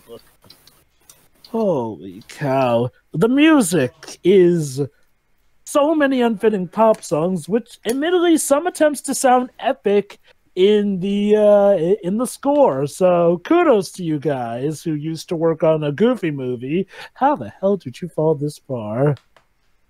The actors who are trying do seem like they're trying. As for the story, what more do you want me to say? It sucks from top to bottom. It's terrible. I can't believe that Meyer and the people on board thought that this is a good representation of what love is like. Like, Jesus. Jesus Christ, no, this is not how love is supposed to be like. Love is supposed to be about true compassion, actually properly discussing stuff with your significant others, not putting them through such torment here and there, or acting so selfish, or again, imprinting on someone who's only a baby so she won't have any decision on who she falls in love with.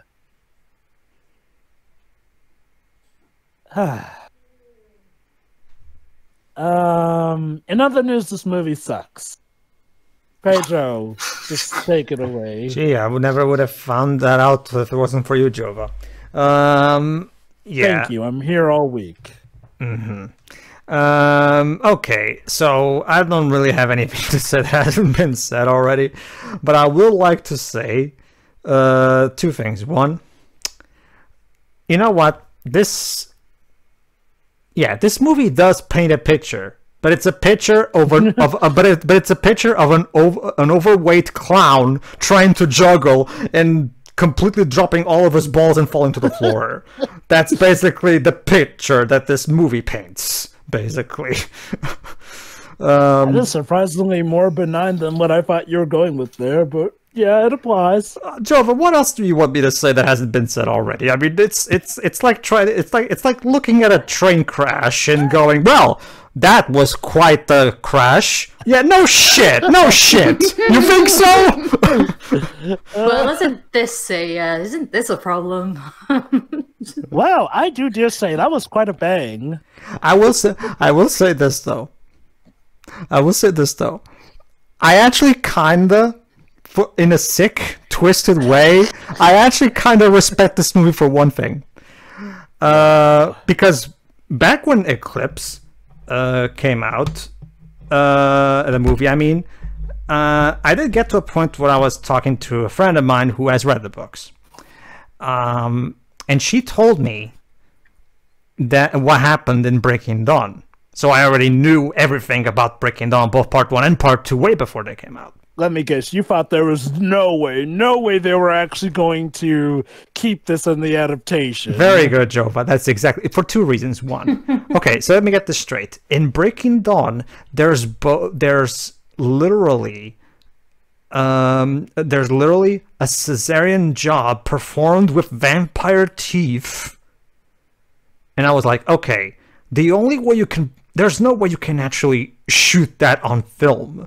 They're gonna have to basically, you know, cut back to a shot of a lightning bolt or something along those lines, and that's basically what they did. Yeah, every time Edward goes in for the bite, the camera pans away from it, so they don't have to show it, because there's no way you can actually film this. So that thing I was able to figure out on my own.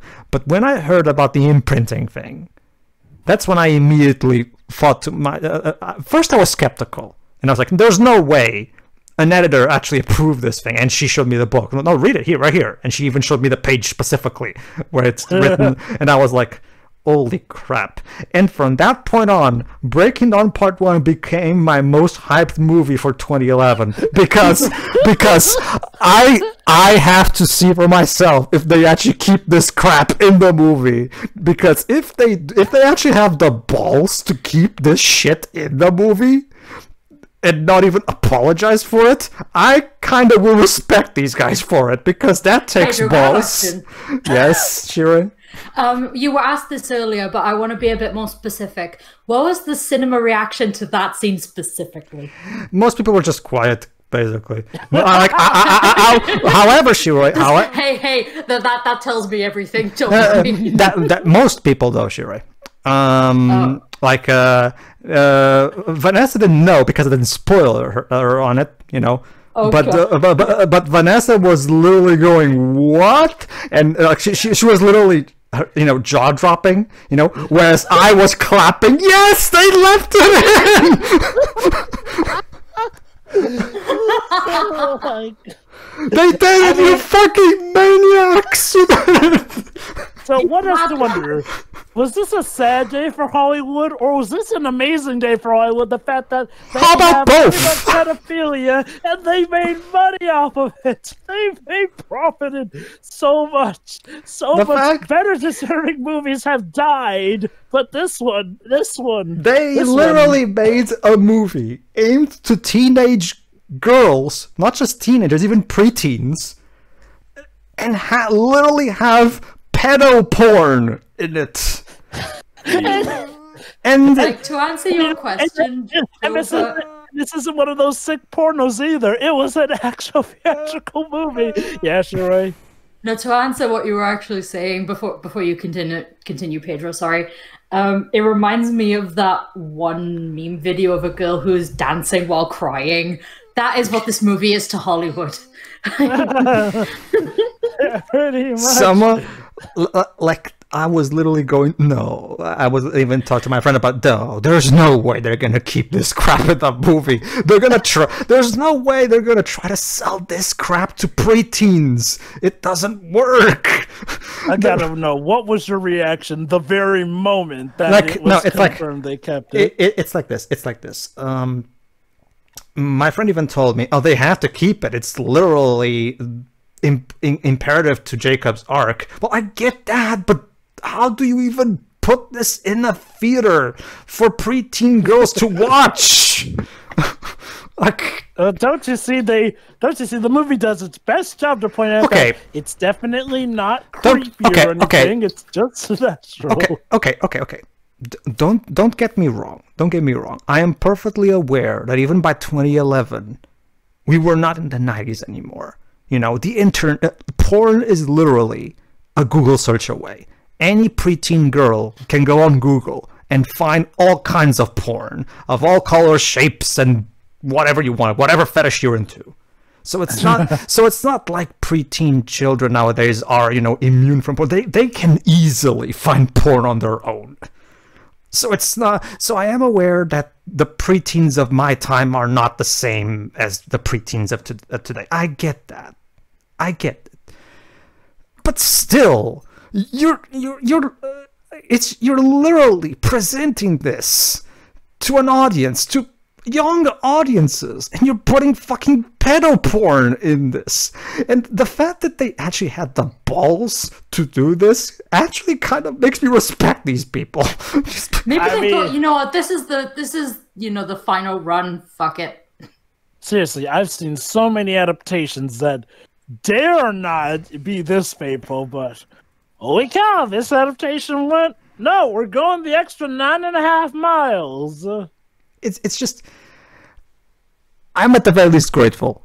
I am grateful for, I'm disgusted by it, don't get me wrong, but at the same time I'm also grateful because I was so looking forward to hearing people's reactions to this crap, and it paid off. So for me, this movie, just for that alone, is a triumph. A terrible triumph. Reviewers talked about this. Those are reviewers talking about this. Reviews for these movies were always terrible, Shira. It's not a thing I can do. Sure. So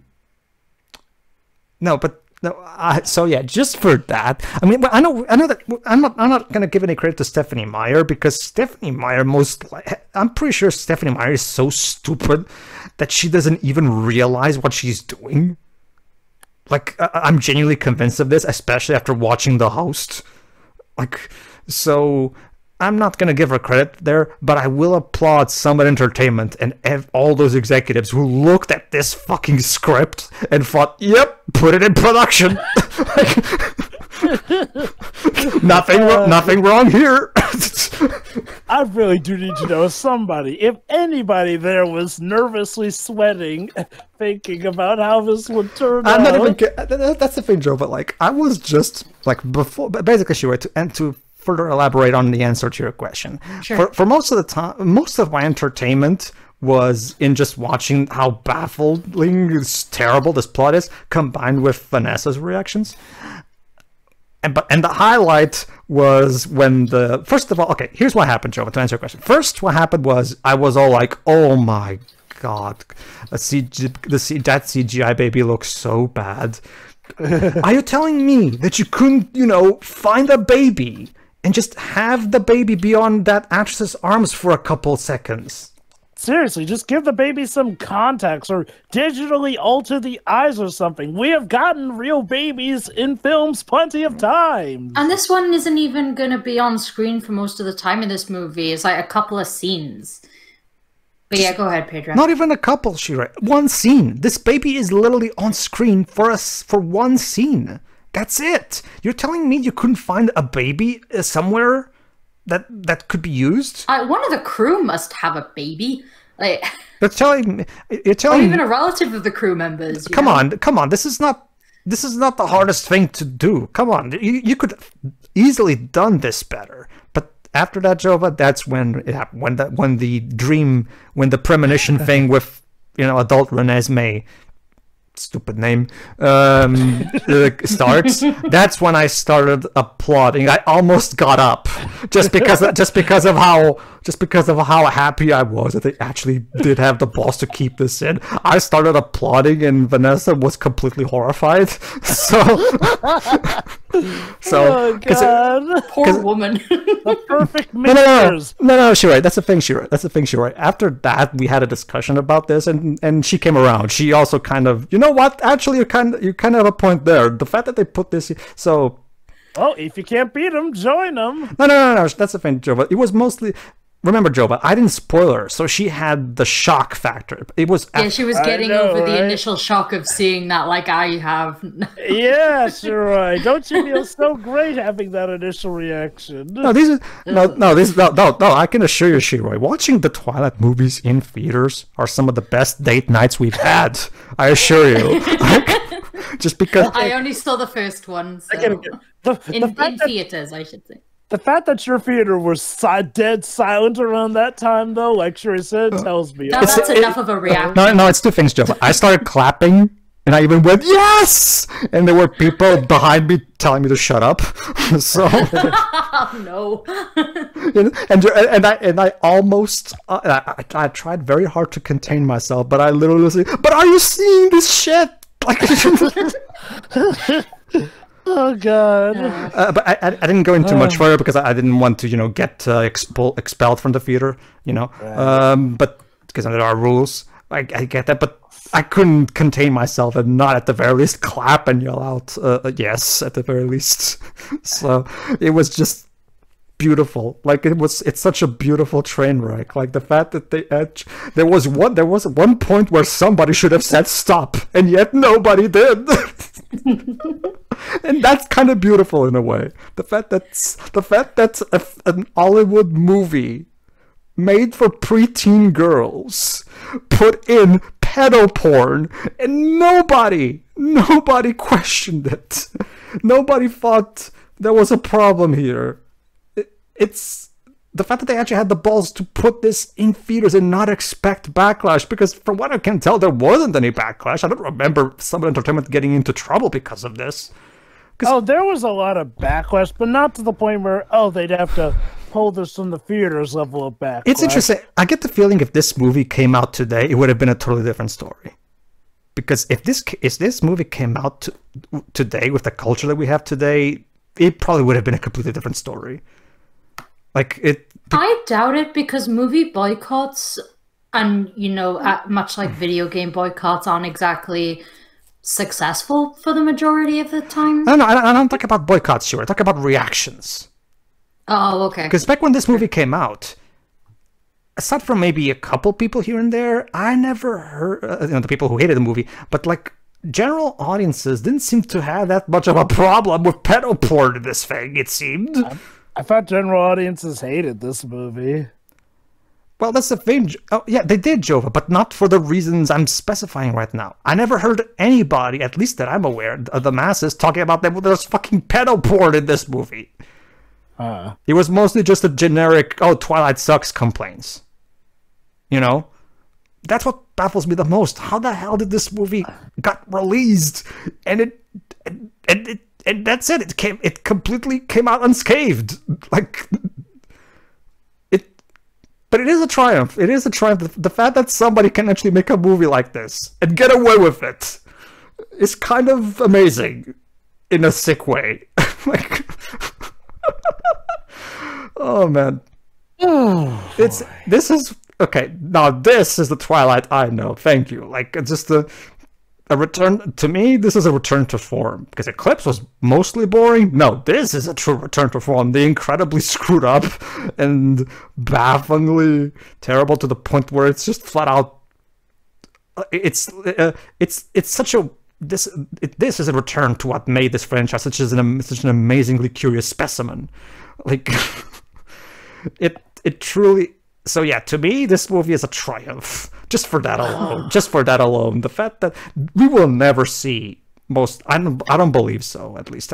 I don't believe that we will ever see an Hollywood mainstream movie have something like this ever again. So just for that, I kind of have to appreciate this movie. Just for that. We'll never see a movie like this ever again, everybody. This is a classic for the ages. Keep this in mind, everybody. So yeah, good job, filmmakers. I'm glad you stuck to your guns. So yeah, and not looking forward to Michael Sheen chewing scenery in the next movie.